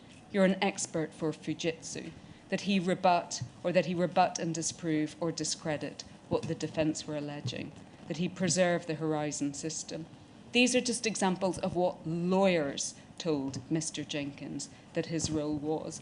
And yet, despite that, Mr. Jenkins provided precisely the sort of information to Post Office that he is being accused of having withheld. This was an approach in 2012 on the part of both Mr. Singh and the Cartwright-King lawyers, which Mr. Atkinson King's counsel described as woefully inadequate, or the antithesis of how an expert should have been instructed. Fourth, Mr. Jenkins was also, in his purported capacity as an expert, being asked to undertake functions which were those of the prosecutor and which he should not have been asked to do. I will deal with disclosure as a separate topic. But, for example, you know, sir, that he was sent the defence case statement in Mrs. Misra's case and in Mr. Ishak's case asked to comment on it. That should never have happened. It is the prosecutor who is charged with the statutory obligation of considering disclosure in light of a defence case statement. It is not the duty of a witness. And you might think, sir, that that was just another example of Post Office delegating to a witness functions that were its. Fifth, the unfairness of this approach, that is, of treating it as irrelevant that Mr. Jenkins was not instructed as an expert, is that it would hold Mr. Jenkins to the standards and duties of an expert witness when he was a lay person, uninstructed and uneducated in those standards and duties. Sixth, this approach would negate the importance attached to the duties on lawyers when they instruct an expert to ensure that they understand the content of expert duties. So that is all by way of introduction, and I wanted, if I may, to deal with some specific points. But before I do, sir, to thank the inquiry, and particularly all of those whose very hard work has enabled a forensic reconstruction of how a number of the case studies were prosecuted. It's only by that process that it's been possible to demonstrate that Post Office failures in relation to Mr. Jenkins were part of a much broader canvas of prosecutorial failure. Of these failures, the most significant, which relate to Post Office's use of Mr. Jenkins, is its failure to understand that the Criminal Procedure and Investigations Act applied to it as a holder of material relevant to its prosecutorial function. In other words, sir, that Post Office elected to prosecute at scale without ever having understood that it had a statutory obligation to ensure that information it held about the operation of Horizon was retained and recorded and potentially revealed for the purposes of the CPIA. The second is Post Office's failures to make properly considered and properly formulated third-party disclosure applications to Fujitsu. The third significant failure is that investigators and prosecutors consistently did not discharge their statutory obligations under the CPIA in individual cases. In other words, that information or material that fell to be included on unused schedules was not recorded on them and was not disclosed to the defence. This was a feature of every single case study in which Mr. Jenkins featured. Had that happened, had drafts of his witness statements or communications with him been listed on the unused schedule, then the picture would be a profoundly different one. The fourth, sir, is the failure on the part of every Post Office investigator, lawyer and external lawyer in the case studies in which Mr. Jenkins featured to discharge the obligations on a prosecutor where they seek to rely on expert evidence. Returning to Mr. Jenkins and setting him against this canvas, well, despite his being a Fujitsu engineer, despite his lack of experience, all of that, there was no recognition on the part of any lawyer that this made it imperative that if he was going to be relied upon as an expert, that first, he was actually instructed as one. Second, that he understood that his evidence had to be independent, that he was providing evidence to the court, not on behalf of Fujitsu or Post Office, that this made him subject to the special expert duties, what those duties were and how they applied to him, and in particular, how the duty of disclosure might apply to him and how he might go about discharging that duty. As Mr. Atkinson put it, even with the professional expert witness, even if you are singing to the choir, a prosecutor instructing an expert should ensure that they understand these duties to which they are subject. It is just extraordinary that no lawyer ever saw any need to discuss with Mr. Jenkins the very distinct and unusual position that he was being put into. The instruction of an expert is usually a carefully considered step in litigation, not undertaken lightly. The discipline of drafting a letter of instruction means that proper consideration is given to what the expert is being asked to address. This isn't advanced lawyering. This is the material of everyday work. In 2005 and 2006, the subject of expert evidence had been an intense focus on the part of the Court of Appeal. Criminal lawyers had been reminded that the Akarian reefers applied to criminal litigation. This, in turn, had been reflected in the criminal procedure rules. And in March 2006, the CPS produced its own guidance specific to how experts were to discharge the duties of disclosure when they were instructed by the CPS. And that guidance, pithy though it is, encapsulated core concepts. Concepts like recording, revealing, and retaining. It explained what unused material was. It explained the requirement that the expert retain everything that they generated in the course of their work. For example, explanations that they had been provided with. The CPS discharged its obligations to ensure that the expert understood this by requiring them to sign a declaration of understanding. So if Post Office was going to use powers of private prosecution against subpostmasters, to do so routinely and knowing that it put them at risk of conviction, of imprisonment, of financial loss, why wasn't Post Office or its prosecutors abiding by Court of Appeal judgments, by the criminal procedure rules, or promulgating this sort of guidance? What does that say about the culture and ethos of the organisation and the lawyers within it, that they saw no need to apply this law to their prosecutions? This may go to a point I understand my learned friend Mr. Maloney to make, that it is suggestive of some sort of sense of exceptionalism. But whatever you might conclude, sir, Post Office just didn't have this kind of guidance. In fact, a series of investigators and lawyers lined up to tell you that they did not know about the duties on them when they instructed an expert. So I'm going to deal, if I may, swiftly with some matters of chronology. So first of all, as regards, and I start in 2005, sorry, I should have said, with Mr. Castleton's case. And about the 2005 Bond Pierce letter. You'll recall, sir, that this was a letter addressed to Fujitsu in November 2005 and related to Mr. Castleton's proceedings. Time doesn't permit me to deal with that at any length, but I notice that none of the core participants have sought to seriously contend that this letter put Mr. Jenkins on notice that expert duties applied to him, still less that it would have meant that he understood the content of expert duties, how they applied to him, and that he would have carried this knowledge with him in the years to come. It is dealt with in the written submissions on his behalf, but the fact alone that it was sent to Mr. Jenkins when it was not in contemplation that he would be a witness may be the best indicator that it wouldn't have seemed terribly significant to him at the time. So, of course, in the Castleton litigation, it was decided that Mr. Jenkins would be a witness of fact. and on that basis, Mr. Dilly prepared a statement for him. Mr. Jenkins refused to agree to making the statement that there were no grounds for believing that the problems that Mr. Castleton said he experienced with his computer would have caused either theoretical or real losses. As Mr. Jenkins noted on the statement, this was not something he felt able to agree with without looking more closely at what had gone on.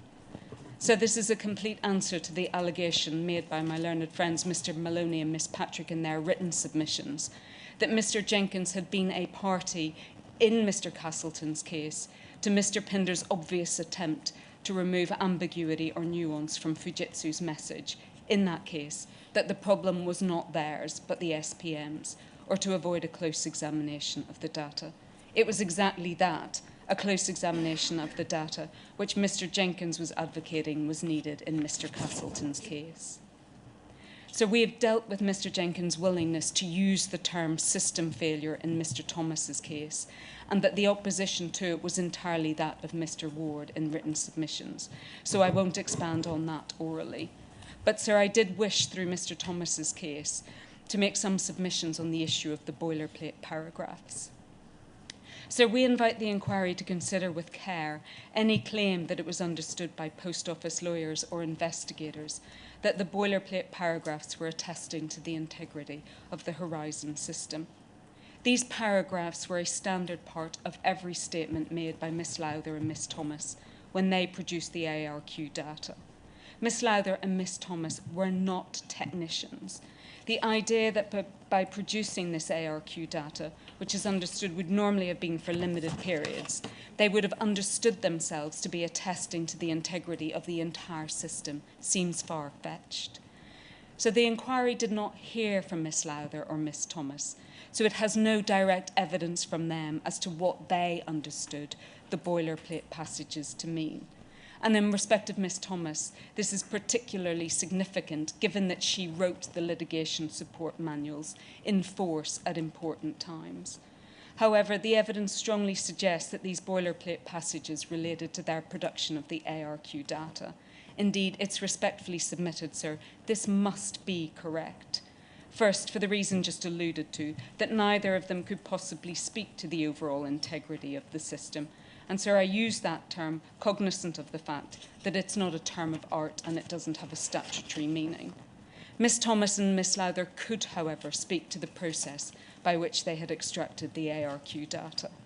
The standard statements producing the data set out the processes which resulted in the data being stored in the audit server and the processes by which the ARQ data was produced. In other words, the substantive content of the statement was consistent with the ability of them to attest to the production of the ARQ data. The Fujitsu manuals provided for a detailed process-driven mechanism by which the ARQ data was to be produced. The manuals did not provide at all for any other process which needed to be gone through in order to make the boilerplate statements.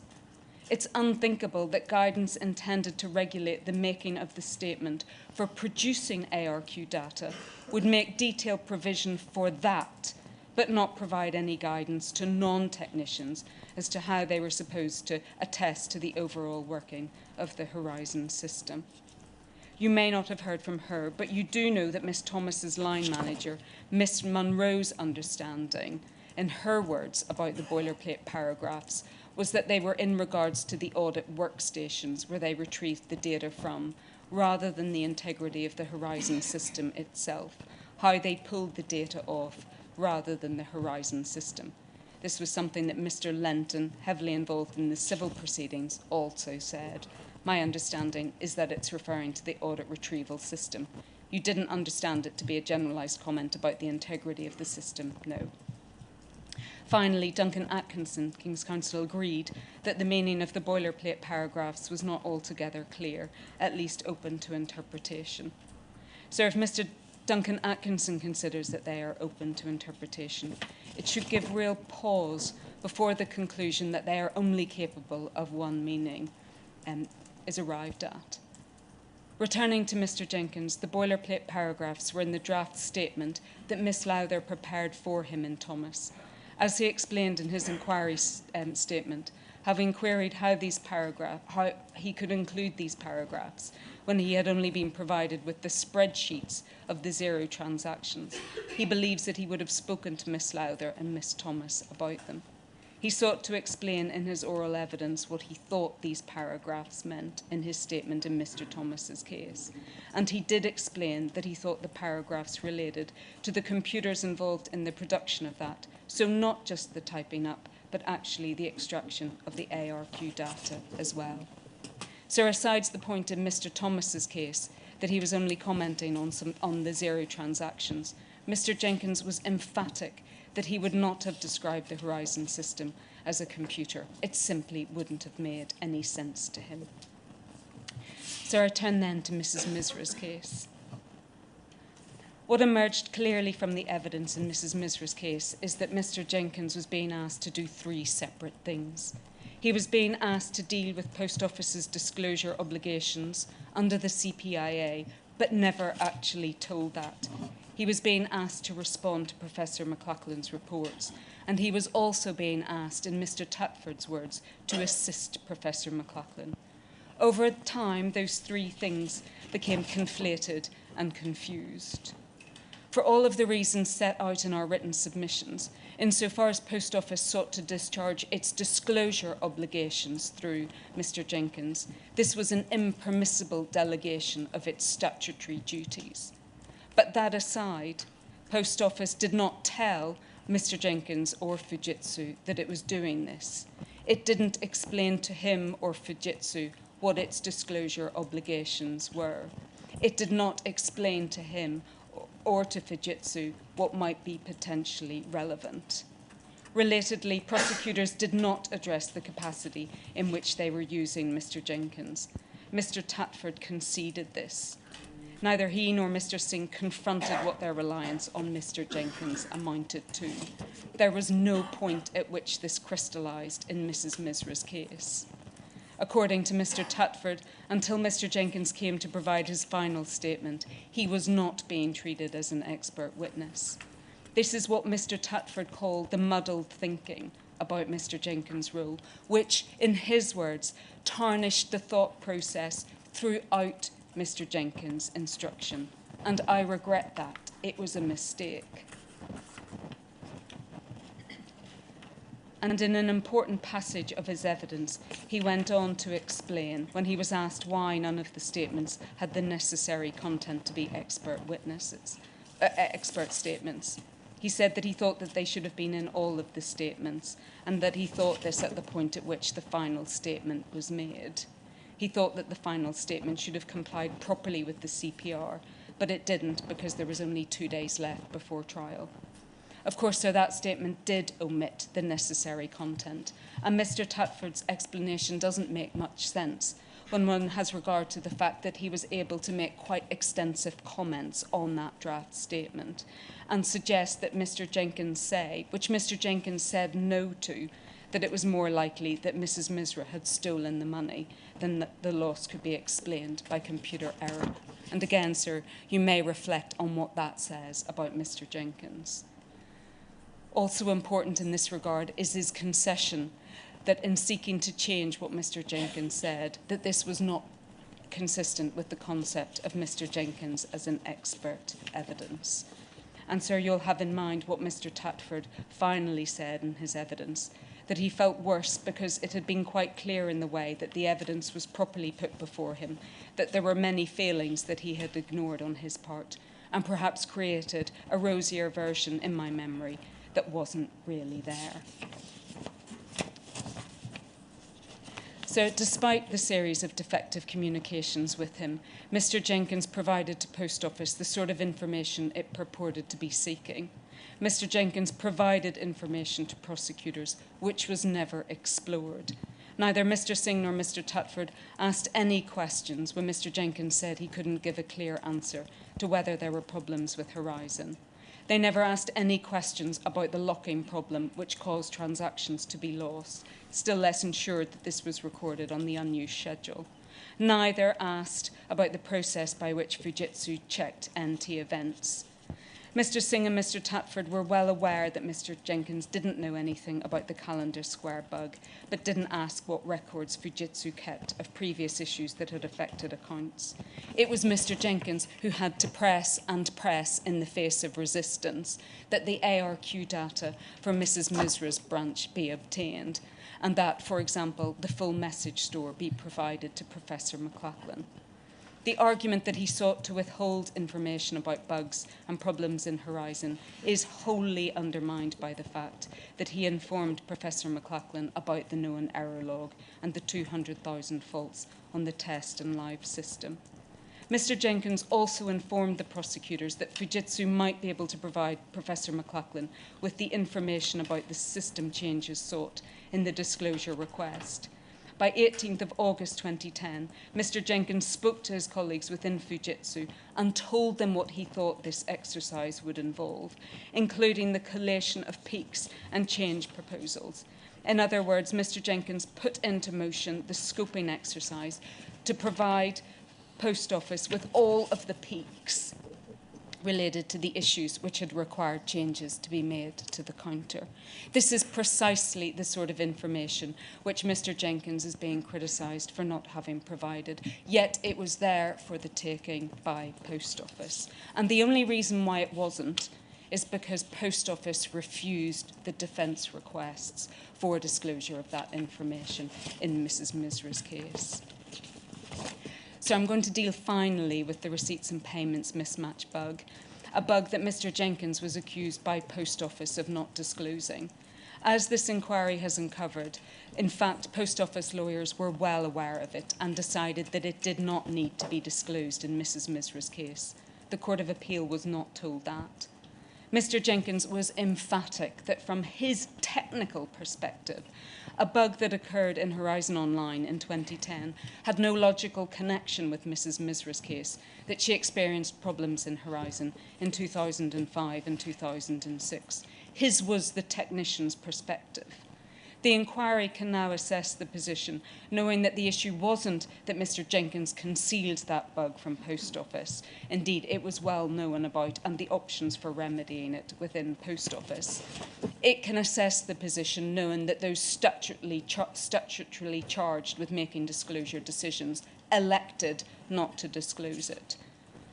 The main point which appeared to be put by my learned friend Mr. Henry King's counsel about the receipts and payments mismatch bug in relation to Mrs. Misra's trial was that it wasn't disclosed because it would have revealed the possibility of remote access.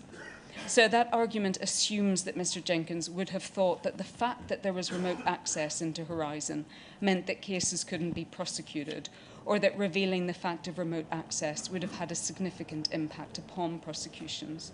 There is no evidence that Mr. Jenkins ever thought this. Indeed, the fact that he made the statement in the Wiley case in 2012 confirming that there was remote access is to entirely opposite effect. There is no evidence that he knew that remote access was ever done in a way so that the SSC left no trace of it in the audit trail. Mr. Jenkins was sent a single email by Mrs. Chambers in 2006 when she mentioned access at the counter. There's no reply from him, and he's not mentioned in the subsequent peak. But there is nothing in that email to suggest that access at the counter meant that the SSC obtained access and changed data, but didn't leave any trace of that in the audit trail. In his paper, in the RMP mismatch bug, Mr. Jenkins set out a proposal for the correction of the data at each branch and said, we need to agree a timetable with Post Office to correct the other branches and ensure that this is communicated with the branches to ensure that everyone is happy. Put shortly, Mr. Jenkins foresaw a process of correcting the bug as one which entailed the consent of both the Post Office and the affected SPMs. His note did not refer to any ongoing prosecutions, still less any concerns about them. So I turn briefly then to 2012. So there is no doubt that the generic statement conceived by Mr. Barrier of Cartwright King was part of a response to the commission of the second site review and that it was poorly conceived. Mr. Atkinson regarded the approach taken, in other words, to formulate a general statement which could be served in any case in which Horizon was raised, as inconsistent with the duties of a prosecutor, because fundamentally it meant that prosecutions were not being considered on a case-by-case basis. Mr. Bowyer formulated the 4 questions that Mr. Jenkins was to answer. In order to answer these questions, Mr. Jenkins was sent the Helen Rose report and spreadsheet. In other words, information that Post Office had gathered about cases it had prosecuted in which Horizon issues had been raised. It is wholly unclear why anyone thought that Mr. Jenkins should be providing evidence about matters which were wholly within the provenance of Post Office and unconnected with him. Again, you might think another attempt to delegate to him matters for which Post Office was responsible. In terms of the email that Mr. Singh sent Mr. Jenkins, instructing him, so to speak, well, sir, that's the email that you've already heard described as the antithesis of how any expert should be approached. Mr. Jenkins provided his answers to the questions by way of a technical Fujitsu report and sought the input of others. However, they and he clearly understood that it was to be expressed at quite a high level, reflected in its content.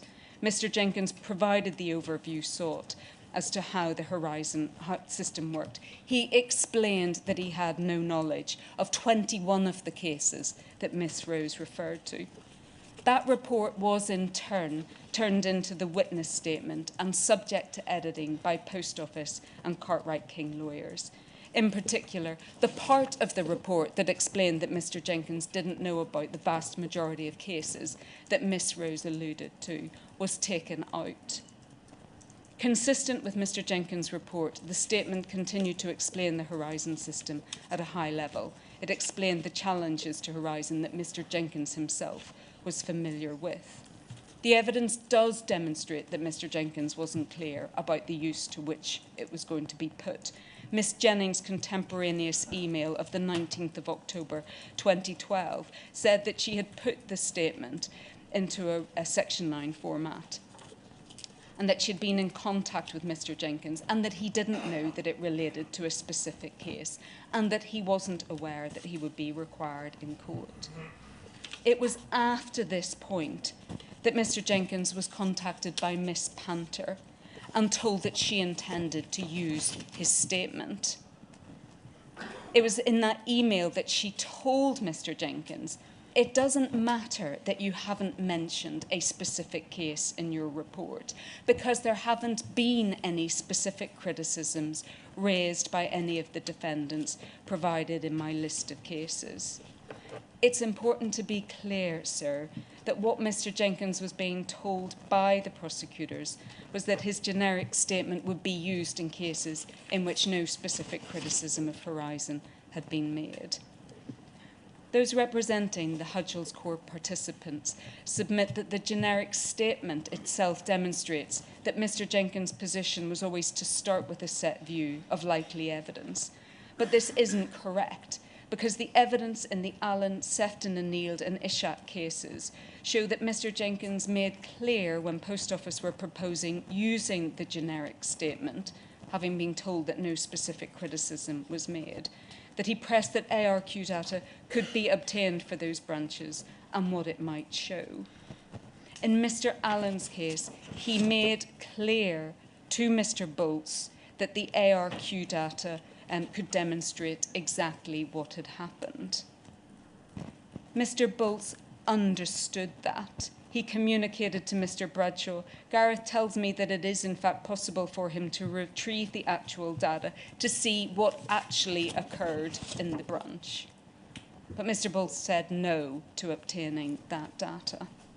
And similarly in the cases of Miss Sefton and Miss Neild, Mr. Jenkins suggested the issues that could be looked into, but again, Mr. Bolts rejected obtaining the audit data. In summary, in these cases, despite being told that they did not raise Horizon issues, Mr. Jenkins went on to explain what the ARQ data could be used for. And Mr. Atkinson observed of this, that what Mr. Jenkins was offering to undertake would have been more in line with Post Office's duties as a prosecutor, both in terms of reasonable lines of inquiry and disclosure, and that the refusal to do this was clearly a missed opportunity for which little justification was offered. So I don't have time to deal with the disaster that was the prosecution of Mr. Ishak, but it says everything about how Cartwright King conducted prosecutions. It suffices for my part to remind you today that Mr. Jenkins was asked to turn up on the first day of that trial in order to deal with a defence expert, in circumstances where he had seen no defence expert report and hadn't even been provided with any of the materials that the defence expert had. He spent the first day and night of the trial trying to ascertain the extent to which he agreed with Miss Abbotson's analysis as to how the loss figure had been calculated. And so I remind you again of what Mr. Atkinson Casey said about this in his usual understated terms. Well, it's moderately remarkable to expect any witness, but certainly an expert witness, to deal with complex issues and to try and narrow down those complex issues with another expert, not knowing what the expert said, not knowing what material they had seen, not being able to check either anything that they had said or that they have seen. I can't quite think how anyone thought that was a good idea. So it's very hard to see how Mr. Jenkins could be responsible for what happened in the Ibsen case. He came to court and he did his best to deal with the situation that confronted him. So may I end by saying this? And so you're probably smiling at me because you know that my hour is about up. I have a very reliable timepiece here, Miss Doggett. Well, maybe your reliable timekeeper will be I'll allow slightly you a less conclusion. reliable for a couple of minutes. Don't let's lose time for No, you. of course. So a public inquiry isn't a trial. The rules don't require allegations to be put to witnesses. It's not unusual for different theories to be put to witnesses, or even inconsistent cases to be put to witnesses by different core participants.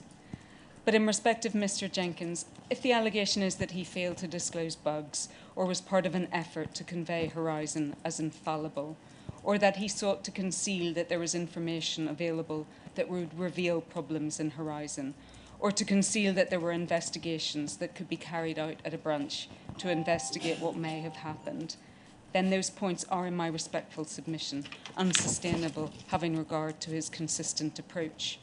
Starting in March 2006, with his being entirely happy to use the language of system error in his statement in Mr. Thomas's case, his genuine lack of understanding as to why Mr. Ward had any problem with the use of those words. It's demonstrated by his providing an explanation of the peak system in his draft statement in Mr. Thomas's case, explaining quite openly Fujitsu have a fault management system called the peak system, which is used for passing faults around the team and tracking faults raised regarding the post office account. It's demonstrated by, in May 2006, his unwillingness to sign up to the language of Mr. Dilly in Mr. Castleton's case, unless there had been an examination of the data. It's demonstrated in February 2010 by his absolute insistence in Mrs. Misra's case that the branch data be obtained so that he and Professor McLachlan could examine it, in the face of pull resistance that had been going on for months by that point. It's demonstrated again in February 2010 by his immediate answer in Mrs. Misra's case, whether there are known problems, that yes, he could not make a clear statement because transactions could be lost due to locking issues. It's demonstrated in March 2010 by his suggestions at the end of his statement on the 9th of March about other aspects of the data that could be looked at in Mrs. Misra's case. It's demonstrated in July 2010 by the information which Mr. Jenkins gave to Professor McLachlan and which led directly to the defence requests for the disclosure of the known error log, the system change requests, the new release documentation, again by his guileless reference to the fact that there were 200,000 faults in the Horizon system. It's demonstrated in August 2010 by the fact that Mr. Jenkins was willing to undertake and set in motion an assessment of what he thought could be provided to the defence, including every counter-release applied to the live estate in the last 7 years. A list of the peaks, the change proposals that had been addressed in that period. Again, I remind you, sir, it was Post Office who refused to disclose that.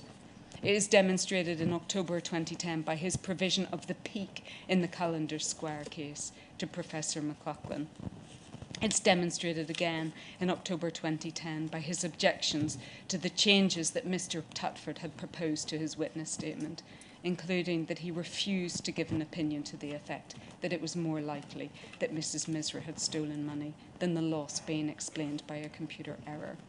It is demonstrated again by the evidence he gave at Mrs. Misra's trial, which was modest and which made clear its limits. It included his acceptance that there could be horizon issues that he didn't know about that could have affected Mrs. Misra's branch, given that he hadn't known about Callender Square. His caveated response to the question whether he had seen the slightest symptom of a computer fault at West Byfleet. His answer, I've been doing the sort of high-level rough analysis of this stuff. His concession that he had no way of knowing whether money was lost due to theft, and that he could not say that any money had been lost in Mrs. Misra's case. It's demonstrated in September 2012 by his mindset and approach towards Second Sight and openly discussing bugs in Horizon and remote access with them. It's demonstrated by what he said in the statement in Miss Wiley's case. It's demonstrated by his approach in October 2012 and February 2013 by his attempts to explain that there was ARQ data that he was willing to examine and which might show what had happened at the branches in question. So Mr. Jenkins was an engineer in a legal world. He was navigating it without essential tools that he ought to have been provided with by Post Office and by Fujitsu. Despite that, and despite the obstacles put in his path by lawyers, he took an honest technician's approach, providing the information that Post Office purported to want. The issue was not the lone expert. It was Post Office and its lawyers. Thank you. Thank you. We'll start again at 2:15. No, 2:20. Well, no. I think 2:15 is okay. 2:15 for Mr. Chapman.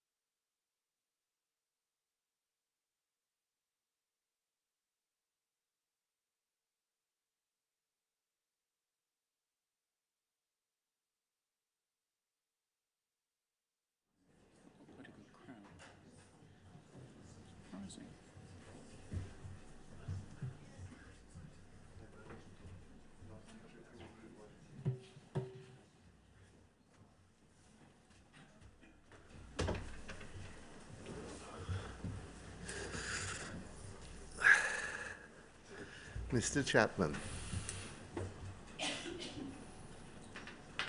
I make this closing statement on behalf of the Department of Business and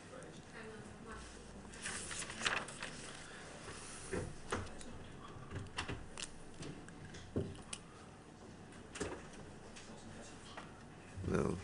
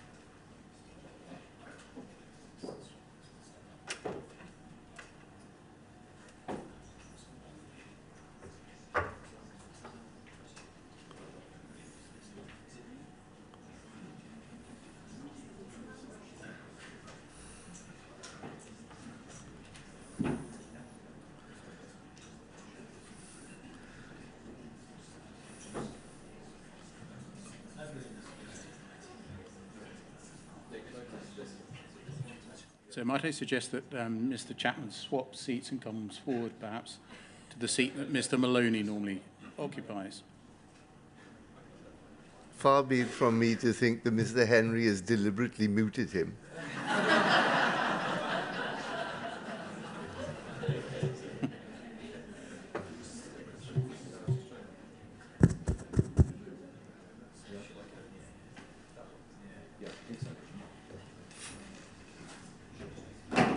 Ms. Pepper, can you confirm this one's working? This one is? Yeah. Yeah.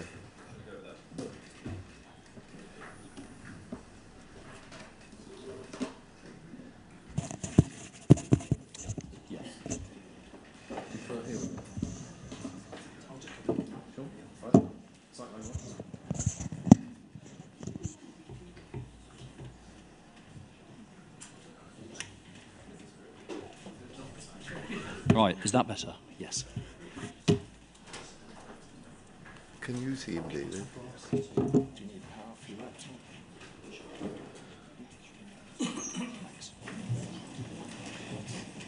Right, trying again. So I make this closing statement on behalf of the Department for Business and Trade.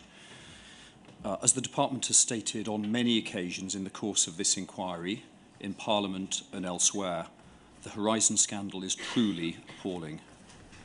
No one in this room needs reminding of the devastation to so many good people's lives, the trashed reputations, the financial ruin, the dreams unrealised, the chances lost, the families and communities weakened and divided, and of course innocent and good people thrown in jail, and in those especially tragic cases, driven to suicide. The Post Office itself bears principal responsibility for this scandal, but it did not act alone. Indeed, as a corporate body, the Post Office was a manifestation of its people and the culture that they inculcated and embodied. It acted in the despicable way that it did because of the choices of those people, individually and collectively. And this scandal involves a cast of characters from inside and outside the Post Office, including, but by no means limited to, the Post Office board and executives, staff in its branch support, communications, IT and security and investigation teams, employees of Fujitsu, the NFSP leadership, central government and its agencies, and perhaps most invidiously and reprehensibly of all, lawyers. All contributed in their own way to this scandal.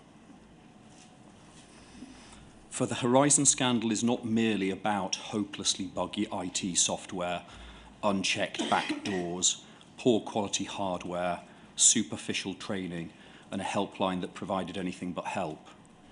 Those were certainly causes, but they were not the only causes. For the Horizon scandal is also a story of false assurances, of a culture of secrecy, of spin doctors, of untruths and half-truths repeated as mantra to board members officials, ministers, MPs, and the great British public, of institutional and individual arrogance, incompetence, dishonesty, and cover-up, of misleading official advice, of false testimony, of disclosure failures, of bad lawyers.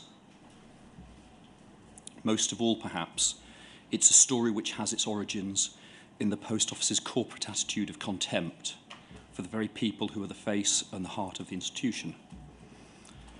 The department does not attempt to shirk its share of responsibility for the mistakes which allowed this scandal to happen.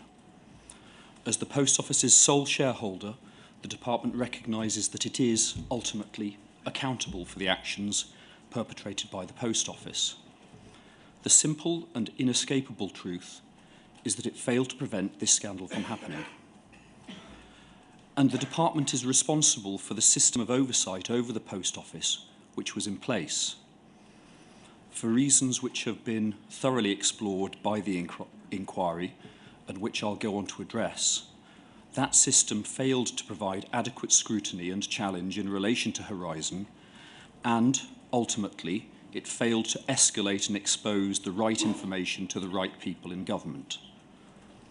The shareholder executive, SHEX, was until 2016 a directorate within the department itself, and therefore the department must accept direct responsibility for SHEX's failures, whether structural or individual.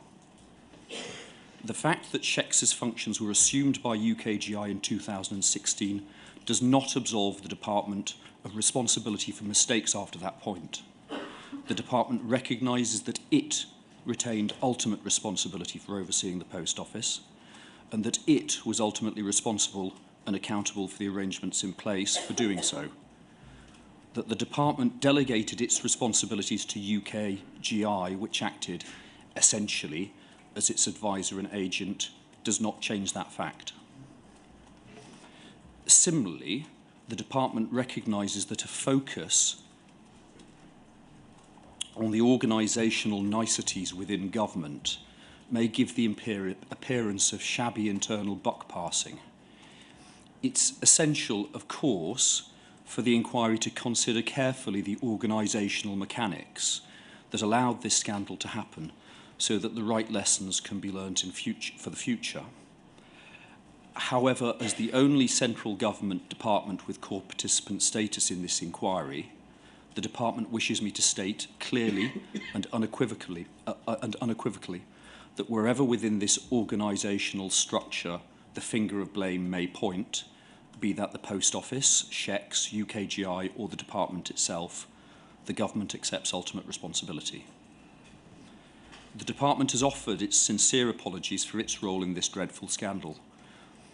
Whilst its recognition of these failures cannot change nor atone for the devastation inflicted on postmasters and their families, the department hopes that its and the government's genuine commitment to learning the lessons of this tragedy will go a long way to preventing its recurrence in future.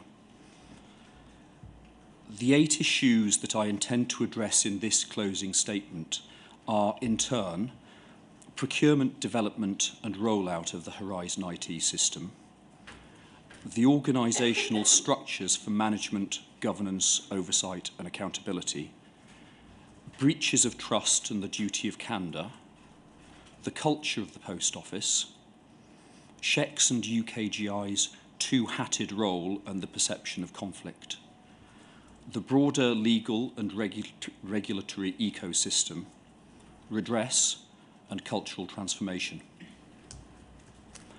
I turn first, and relatively briefly, to the birth of Horizon, its procurement, development and rollout. As you'll remember, sir, several departmental and other central government witnesses gave written and oral evidence to the inquiry during Phase 2, and the department provided a detailed written closing statement at the end of that phase of the inquiry. From the department's perspective, the main headlines to emerge from that evidence were as follows.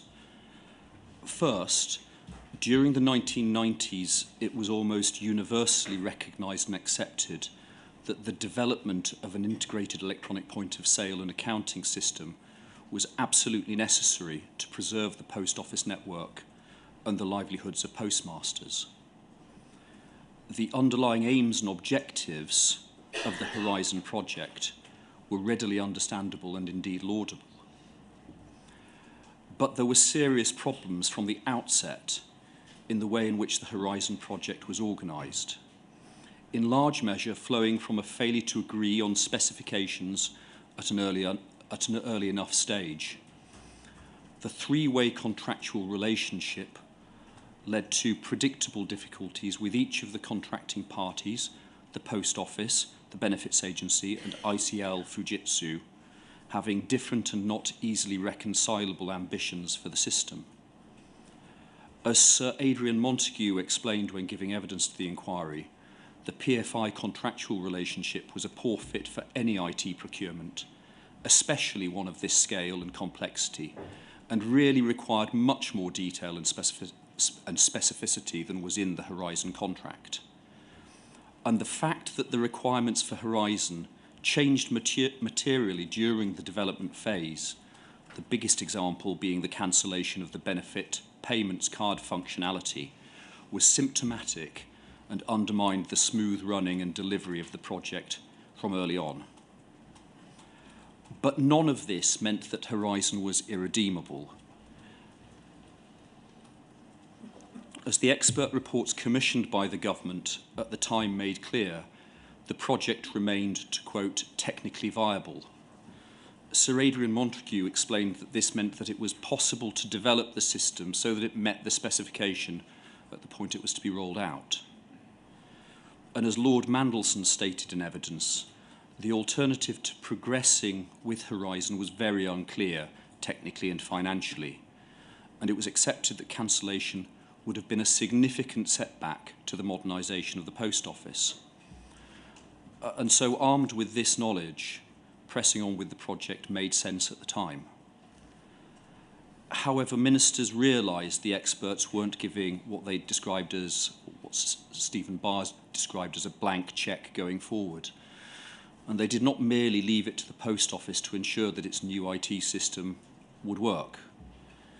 It was for this reason that they, ministers, insisted, despite Post Office resistance, on a live trial in 300 post offices before contractual acceptance.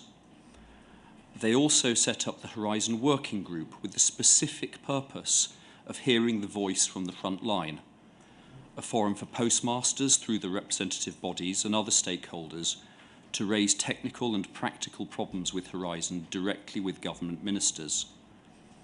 These were sensible measures and could have had a genuinely revelatory role, and it is surprising and regrettable, to put it lightly, that the NFSP leadership chose not to alert the government to their members' concerns about bugs and other technical problems in the working group or elsewhere. Its failure to do so defeated the whole purpose of the working group and actively provided real and material, but false, reassurance to the government. And the NFSP continued to act as a vocal defender of Horizon over the years that followed. When, in late 1999, the then Minister Alan Johnson was informed of issues with Horizon's system stability, accounting integrity and support, he immediately intervened and had rollout paused for an extended period so that the issues could be resolved.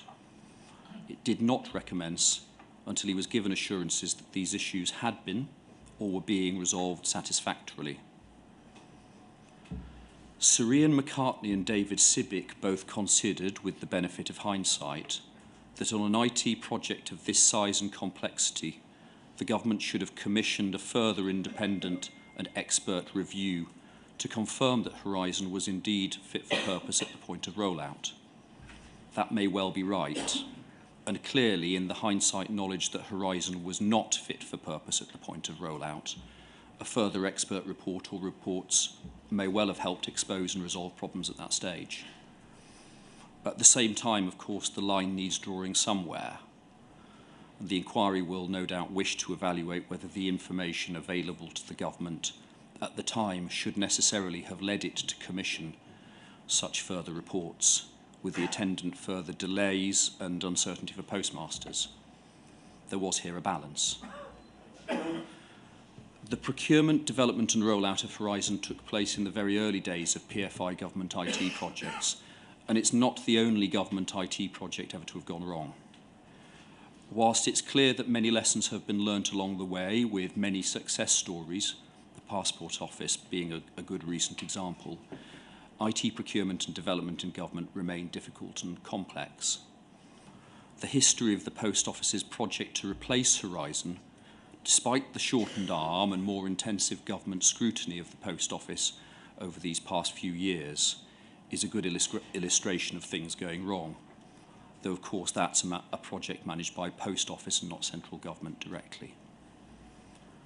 For now, the point is that the government realises that it needs to look hard at where things have gone wrong in some of its major IT projects, including Horizon, and to think creatively as part of a non-stop effort to improve.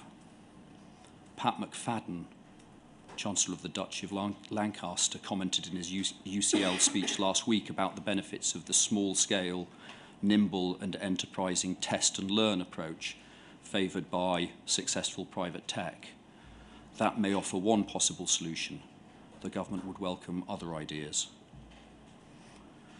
I turn next to the organisational structure. In other words, the formal systems of post office management, governance, oversight, and lines of accountability, including in relation to the management of risks. As Mr. Sheldon said yesterday, the importance of this issue is difficult to overstate, though we realise not altogether exciting.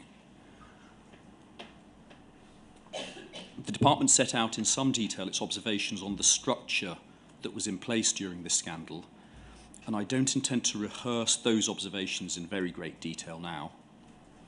I can summarise it as follows, starting with the arm's length arrangement. For over half a century, the Post Office has existed at arm's length from government. With the passage of the Postal Services Act 2000, Parliament decided to maintain and indeed strengthen through legislation the Post Office's operational independence, free of government interference. The autonomy and independence given to the Post Office was and remains a specific parliamentary objective for which the practical and principled reasons are readily apparent. First, that ministers have neither the time nor, generally, the expertise to get involved in running large and complex commercial organisations such as the Post Office. And second, to enable the Post Office to operate as a commercial business free of incessant government interference. There was almost universal consensus amongst witnesses that the arm's length model remains the only sensible option for the Post Office for so long as it remains in public ownership. The department agrees. The arm's length legislative arrangement implied a presumptive starting point that ministers should not get involved in operational matters. The department's view is that, as a starting point, that was good and sensible, and indeed necessary. But Sheck's UKGI officials were wrong to treat this as inflexible dogma. It was always open to ministers to scrutinise and challenge the way the Post Office was conducting its operations, and to use the levers that were available to them if they were unhappy with what they saw. The general thrust of the evidence is that ministers understood this and did get engaged whenever they thought it appropriate based on the information available to them.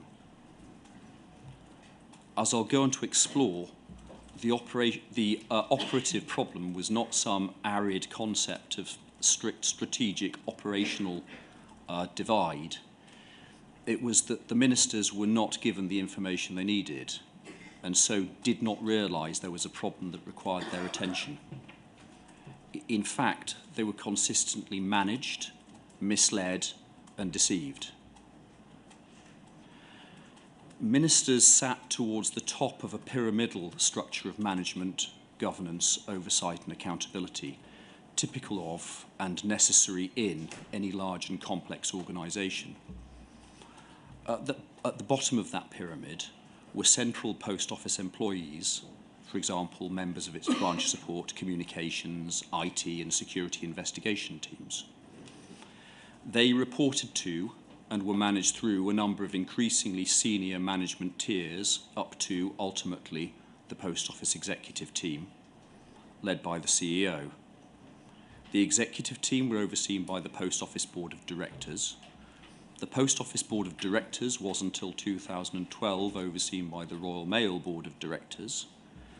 The Post Office and/or Royal Mail Board of Directors was overseen by the shareholder team at the government's Corporate Governance Centre of Excellence, first SHEX and thereafter UKGI. SHEX UKGI reported in relation to the Post Office to the junior minister and in extremis to the Secretary of State. And ministers and the Secretary of State were scrutinised by and accountable to Parliament and through Parliament, the British public. This was not a system that lacked tiers of oversight. And in common with the witnesses who spoke about this structure, the department believes that these arrangements were broadly appropriate, with one caveat that I'll come on to later. But there are two really critical points here. First, the Post Office Board of Directors was and remains the body with principal and direct responsibility for overseeing the activities of the Post Office. This was the clear and consistent view of the inquiry's own experts and of the senior UKGI witnesses. Each additional tier of oversight, in turn, SHEX UKGI, ministers and Parliament, has an increasingly high-level role, inherent in the increasingly wide range of responsibilities falling within their domain. And their job is not to redo, review, or second-guess all of the work of each of the tiers below them. As for the ministers, the evidence indicates that they are busy to an extent and with such a range of issues that is almost impossible for most of us to imagine. Their role was essentially to satisfy themselves that an appropriate structure was in place beneath them, and then to decide, based on the information available to them, where to focus their own time on the issues arising across their portfolio. And second, any organisation depends on honest and truthful flows of information up through the lines of management and oversight. And as part of that, it requires honest and truthful information in response to scrutiny and challenge from the tiers above. Sir Ed Davey expressed the point as follows: our system of government is essentially built on the assumption that people in positions of trust, such as the leadership of the Post Office, tell the truth. The right to expect timely and accurate information should be self-evident and was emphasised time and again by the various witnesses, including senior UKGI officials, permanent secretaries, ministers and secretaries of state, only do so much. As Dame Sandra Dawson put the point, a framework cannot control behaviour. It sets the boundaries and sets the expectations. Sir Alex Chisholm made the same point more directly. No structural solution, he said, can fully deal with the realities of the situation, which depend on the quality of the people you have in there and their dealings with each other. I said before that there was a caveat to the department's view that the overall governance and oversight system was the right one. Its reservation relates to the absence at the relevant times of an internal departmental policy unit working in parallel with SHEX UKGI in its devolved role as corporate governance experts and shareholder representative. This reservation arises with hindsight. Several witnesses have observed how simply putting in place more tiers of oversight is not a panacea, and indeed may, in many cases, act as a hindrance to good governance. Dame Sandra Dawson emphasised more than once the downsides to multiple governance and oversight tiers and the importance of the unitary board of directors taking proper ownership and accountability for the company. Sir Martin Donnelly explained that, to quote, "When you have the level of complexity that we're dealing with, you have to be able to empower people to take decisions and follow them through in a structure, because otherwise you're not going to get effective outcomes. And that the challenge of adding additional layers is if you do not have additional information on which to base your challenge, it can merely add bureaucracy and actually make it more difficult to get at the truth." But it's also clear, in retrospect, that additional oversight of the Post Office from a departmental policy team may have led to greater or more astute scrutiny and challenge of the Post Office and uncovered some of the problems where Sheck's UKGI did not. The creation in 2018 of the policy team within the core department has been a positive development, providing as it does a cadre of dedicated civil servants who work alongside UKGI to provide additional scrutiny and challenge to the Post Office. It is common ground then that this system necessarily depended on individuals acting in good faith, providing honest and truthful information up the chain. The evidence heard by the inquiry indicates that the Post Office and several of its senior people were, at best, recklessly indifferent to the truth and, at worst, culpably dishonest. Time and again, the Post Office provided materially false, misleading or incomplete information to government ministers, to Parliament, to the criminal courts and to the British public at large. And frequently, especially before mid-2018, the officials from Sheck's UKGI, whose job it was to scrutinise and challenge the Post Office at the tier above the board, identify and surface risks and provide impartial, objective and well-researched information and advice to ministers, appear to have done not much more than repeat what the Post Office told them. The evidence is well known to the inquiry, so I refer briefly to just a small handful of the many, many examples where ministers were provided with misleading or untruthful information. You'll remember Sir Ed Davey receiving a briefing from Sheck's officials based on information provided by the Post Office to Sheck's, which assured him that Horizon had proved robust, that there were no systematic integrity issues, that the unions had expressed confidence in Horizon, that there was proper training, that there were proper audit processes and no backdoors, that there had been regular reviews, there was an appeals process and legal representation, and that no court had ever found problems with Horizon. Much of that was, of course, untrue. Following Sir Ed Davies' meeting with Sir Alan Bates, Sir Ed, asked Sheck's officials for further information on each of the issues Sir Alan had raised. In response, the Post Office gave Sheck's definitive but false assurances, including that Horizon is fully robust, that its integrity and sound basis have been demonstrated over many years, and that the JFSA's allegations were unsubstantiated. Each of those assurances would appear to bear the hallmarks, we suggest, of the Post Office's communications team. Sheck's passed these assurances on to the Minister and drafted a letter for him along the same lines. These assurances included untrue statements that there was no remote access and proper independent audit logs. Paula Venables gave Jo Swinson the explicit assurance in writing and to her face that the Post Office was compliant with its post-conviction duty of disclosure and that there was no reason to conclude any prosecutions were unsafe. There was no mention of the Clark advice. The assurance was false.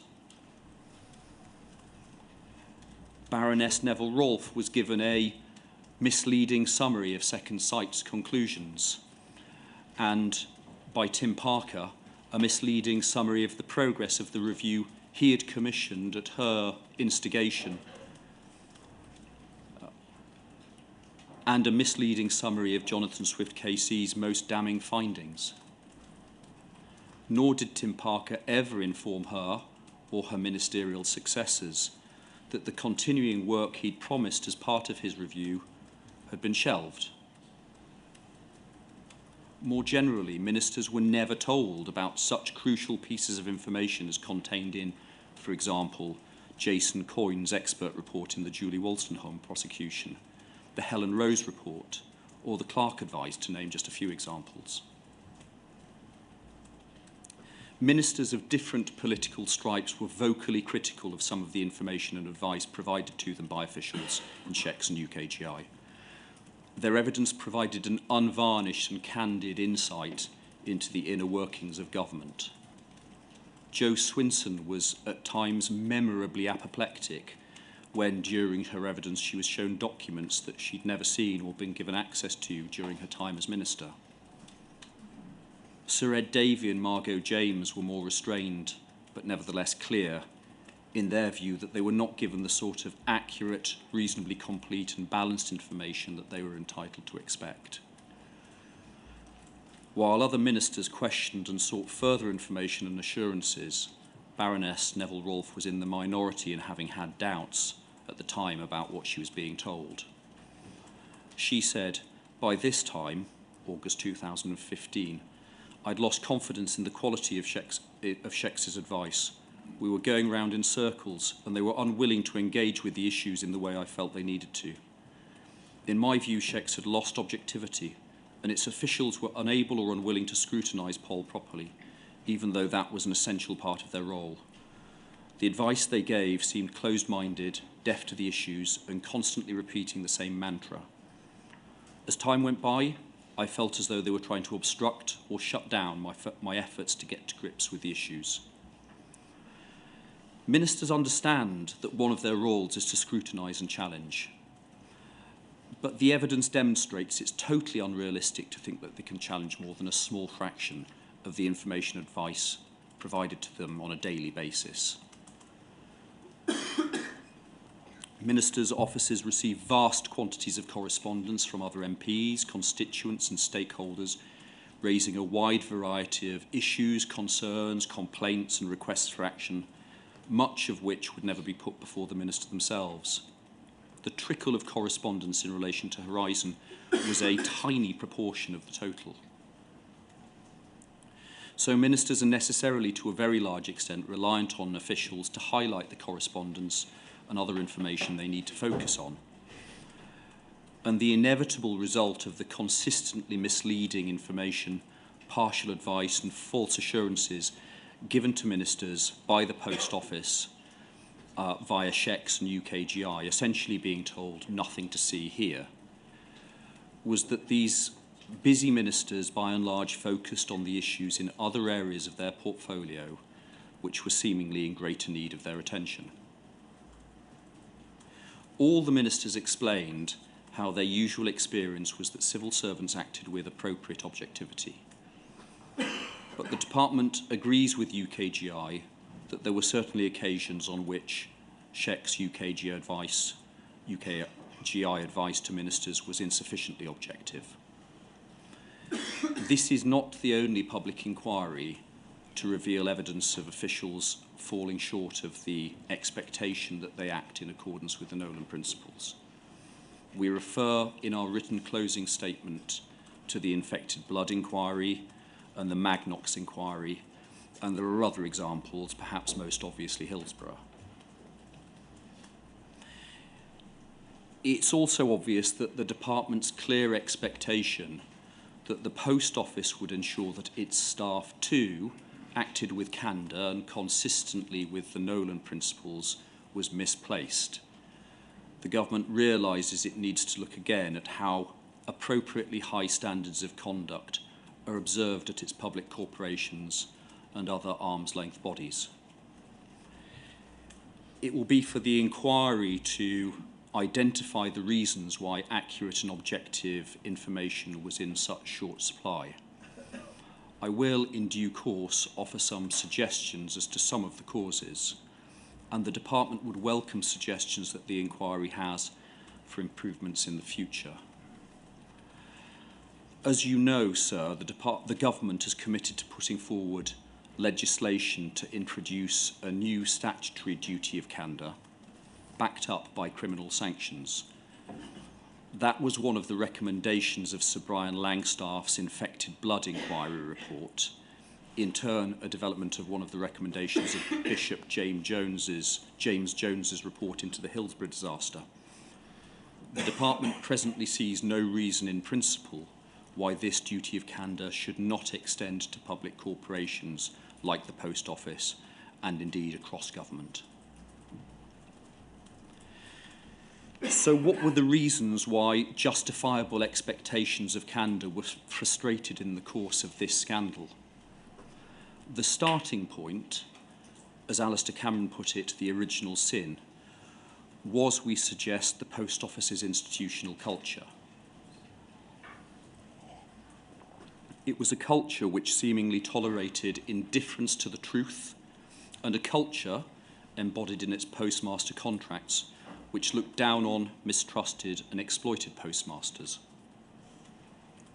The inquiry will form its own view of the executive and board level culture at the Post Office at relevant times.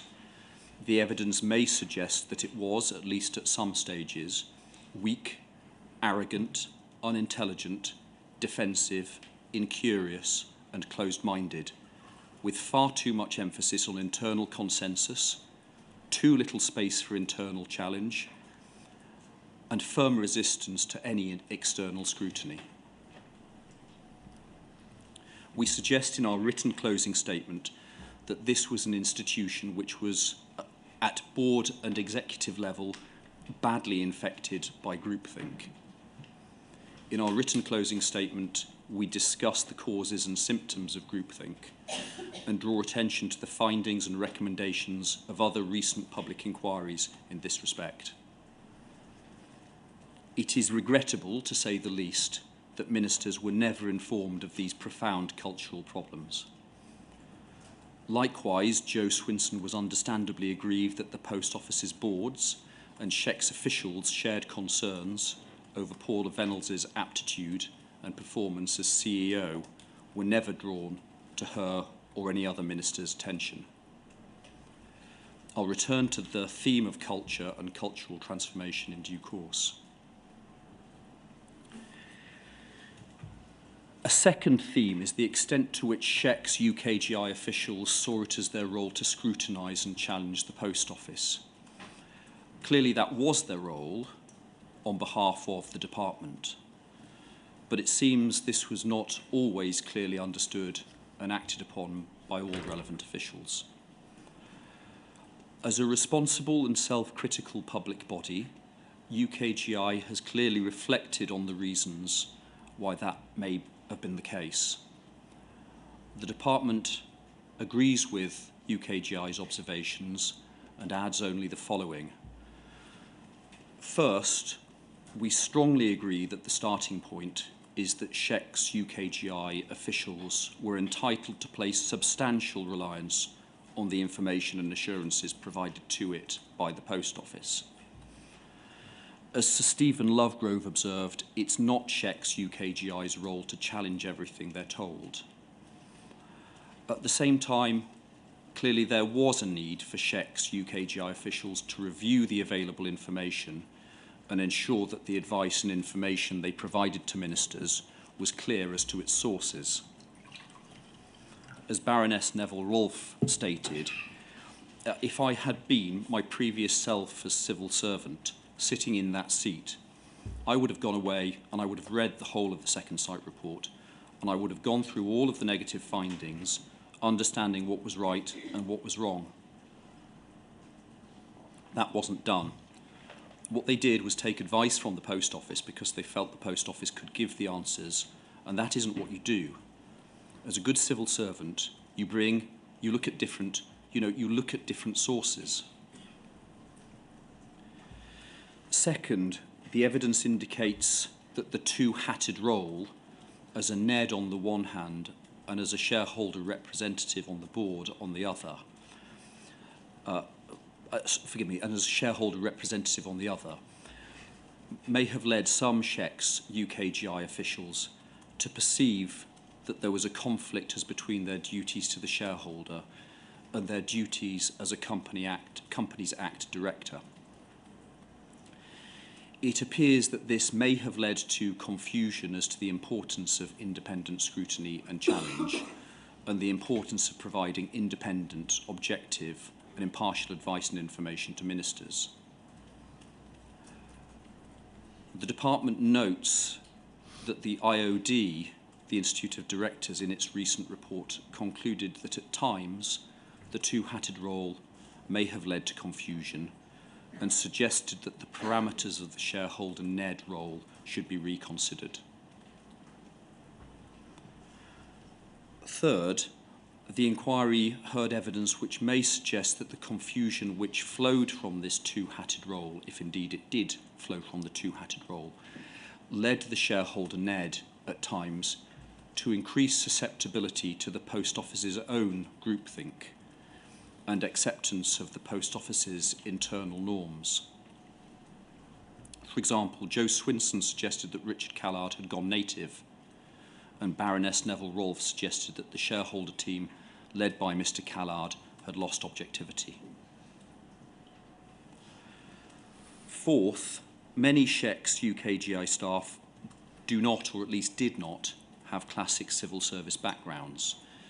Given its highly specialist work, that's perfectly understandable. But the evidence may have tended to suggest that, as is hardly surprising, that may have meant the Nolan principles, as expressed in the Civil Service Code, were not always so deeply ingrained. This was a point made by Baroness Neville Rolfe. In addition, the early shareholder NEDs indicated that they were given almost no training in this inherently difficult role. The department therefore warmly welcomes the improvements that UKGI has made to its operations in the wake of this scandal, including, but certainly not limited to, improved recruitment and training, and embedding with greater force the importance of the Civil Service Code. The department is clear in its view that a centre of excellence for corporate governance within government remains essential. The department also recognises that had the department had its own post office policy team at the relevant times, this would have provided an additional mechanism to scrutinise and challenge the post office and thereby reduce the government's ministers' reliance on SHECs and UKGI. In our written closing submissions, we make the point that the management, governance and oversight structures that were in place did not exist in a vacuum. In the same way, the justified expectation of and entitlement to honest and truthful information and advice in accordance with the Nolan principles did not exist in a vacuum. They all form part of a broader legal, regulatory and indeed ethical ecosystem. That ecosystem includes not only the Financial Reporting Council Code and the Civil Service Code, but also the Companies Act, employment and disciplinary law, the criminal law and the criminal justice system, and professional regulation, including, as relevant, the regulation of solicitors and barristers. In a healthy society, it also includes ordinary codes of morally acceptable behaviour. That ecosystem serves to drive high standards of behaviour and deter inappropriate behaviour. It cumulatively failed in those objectives here with catastrophic results. The question is why? One answer may be that the jeopardy for improper behaviour, breaches of professional codes, breaches of criminal law, was insufficiently serious.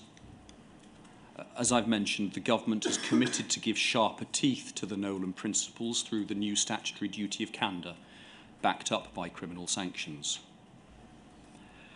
As the department described in its written closing statement, the role played by lawyers in this scandal was particularly deplorable. The regularity and seriousness of disclosure failings is astonishing, and ministers quite justifiably placed real weight on the assurances that the Post Office had always complied with its duties of disclosure to the criminal courts. And the evidence of the role played by lawyers in misusing and abusing the important principle of legal professional privilege to evade external scrutiny was eye-opening. But the inquiry has also seen evidence which may suggest that the Post Office leadership set a culture which was critical of lawyers who deigned to place their professional integrity above the interests of the business. You'll recall Paula Venables' extraordinary September 2013 note. The government has heard the submissions made by the Hodge's core participant group concerning the regulation of lawyers and will welcome any recommendations that the inquiry has in that respect. I next turn to address relatively briefly the issue of redress. I start by restating the department's position that it has worked very hard and in good faith to ensure that full, fair and prompt redress is paid to the Post Office's victims.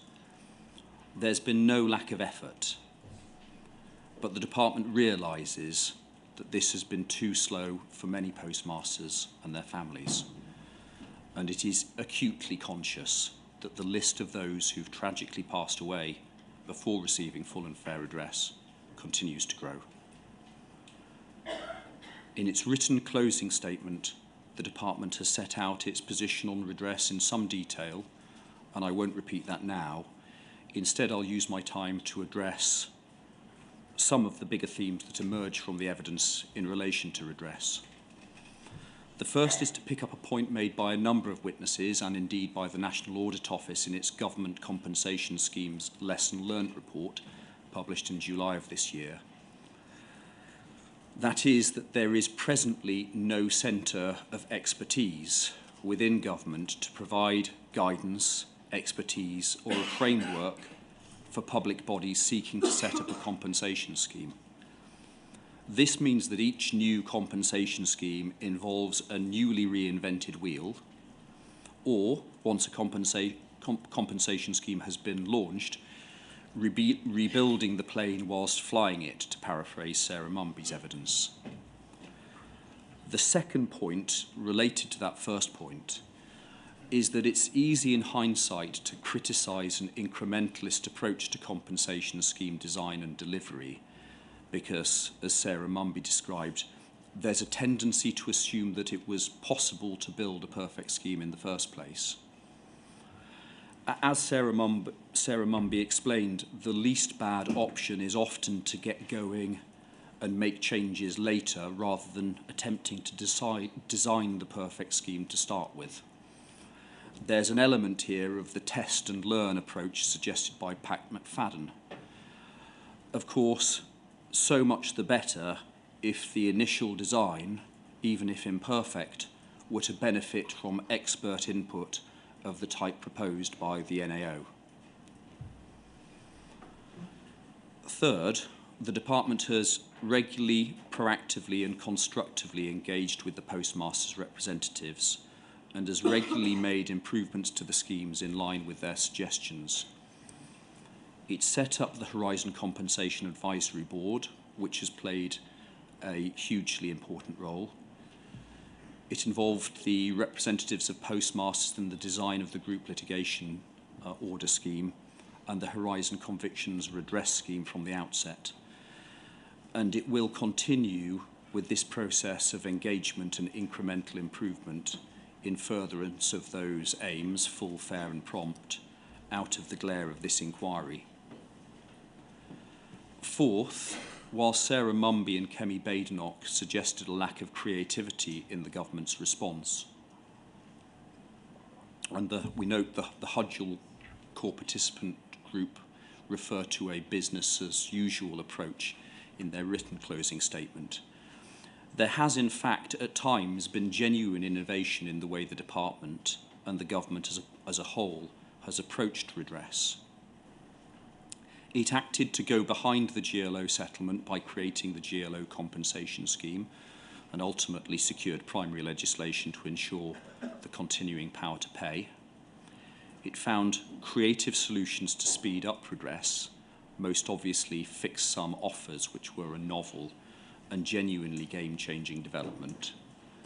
And it promoted the controversial and groundbreaking legislation resulting in the mass exoneration of postmasters convicted of Horizon offences. These were not small things, and they were not well-worn solutions.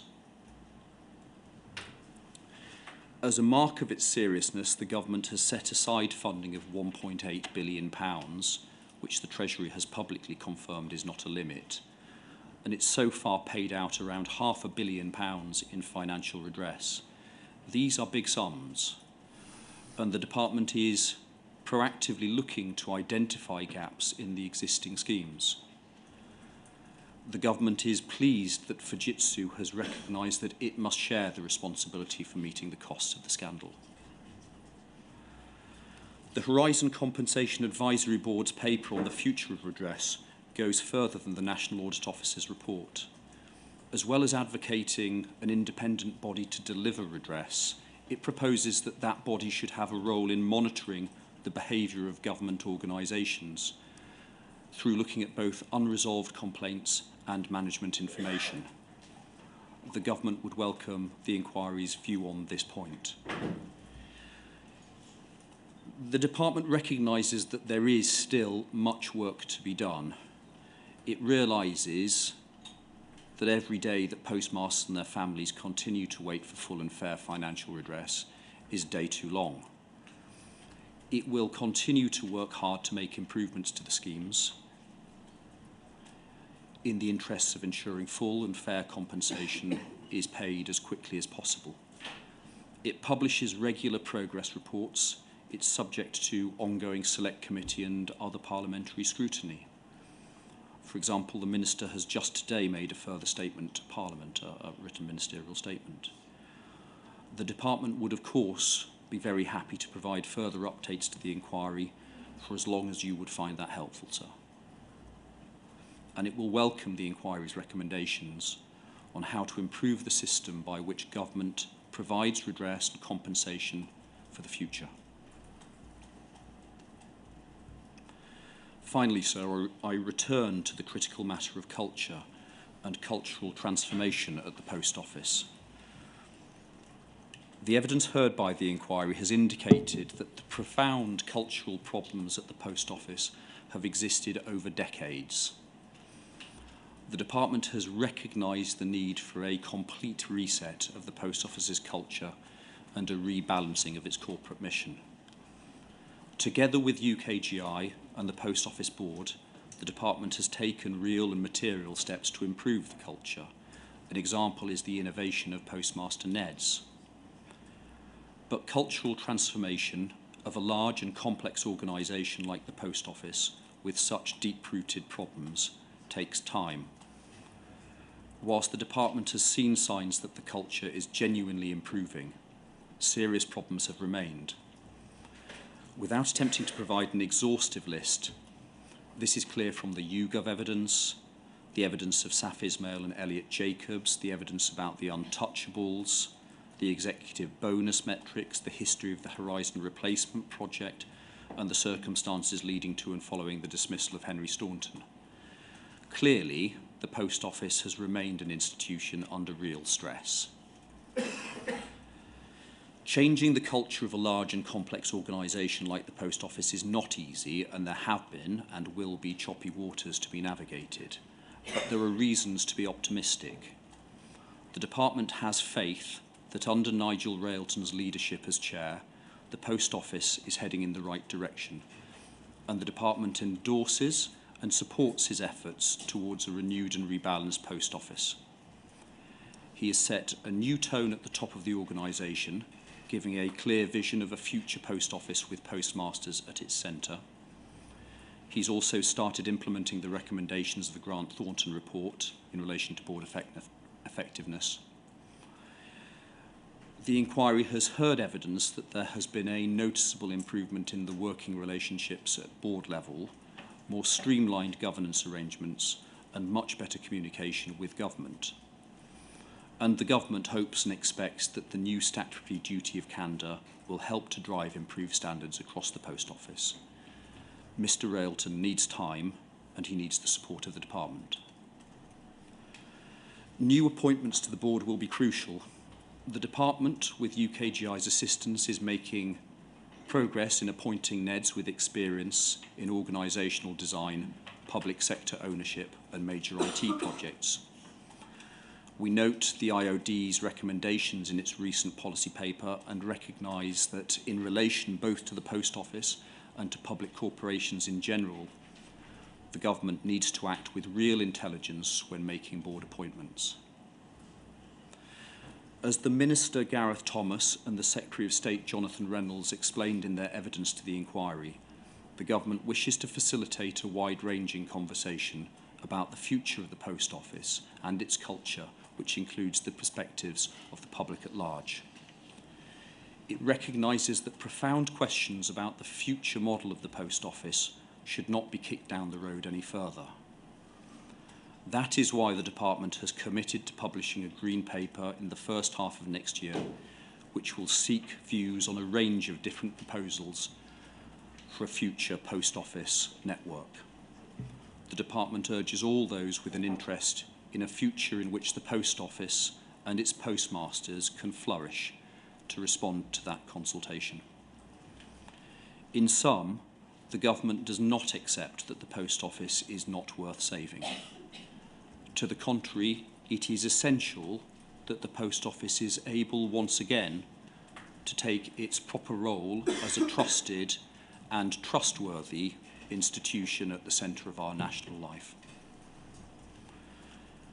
Sir, the department remains committed to learning from the Horizon scandal in the interests of preventing anything similar happening in future. It will continue to reflect on the evidence that has been heard throughout this inquiry, and it will look forward to receiving the inquiry's recommendations in due course. Thank you, Mr. Chapman.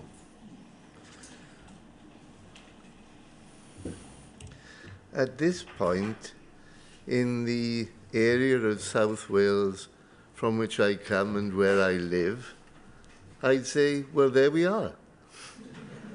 Except it's not quite there we are, because there's a rather important next step.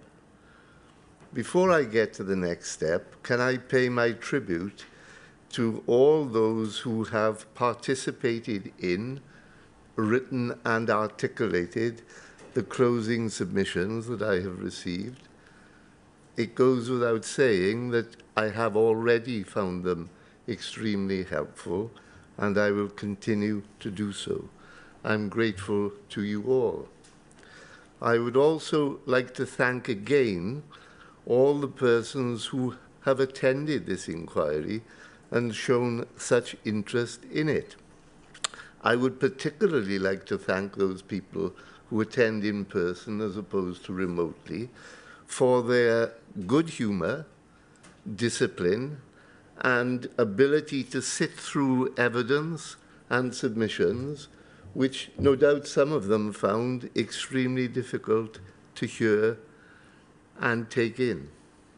So thank you all for your very disciplined and good behaviour. I thank my team often enough that it becomes almost part of every day in my life, but I've had great assistance from a great team. And so what remains is the question on all your lips. But when will he report? I can hardly say, I don't remember. But I will say, genuinely, I do not know. And so I make no promises other than I will report as quickly as I sensibly can once I am satisfied, and I'll need to be satisfied, of all my crucial conclusions. That is, without doubt, many months away, but I hope it's not much longer than that. And that's all you're getting from me by way of a prediction. So thank you all again, and now we will depart.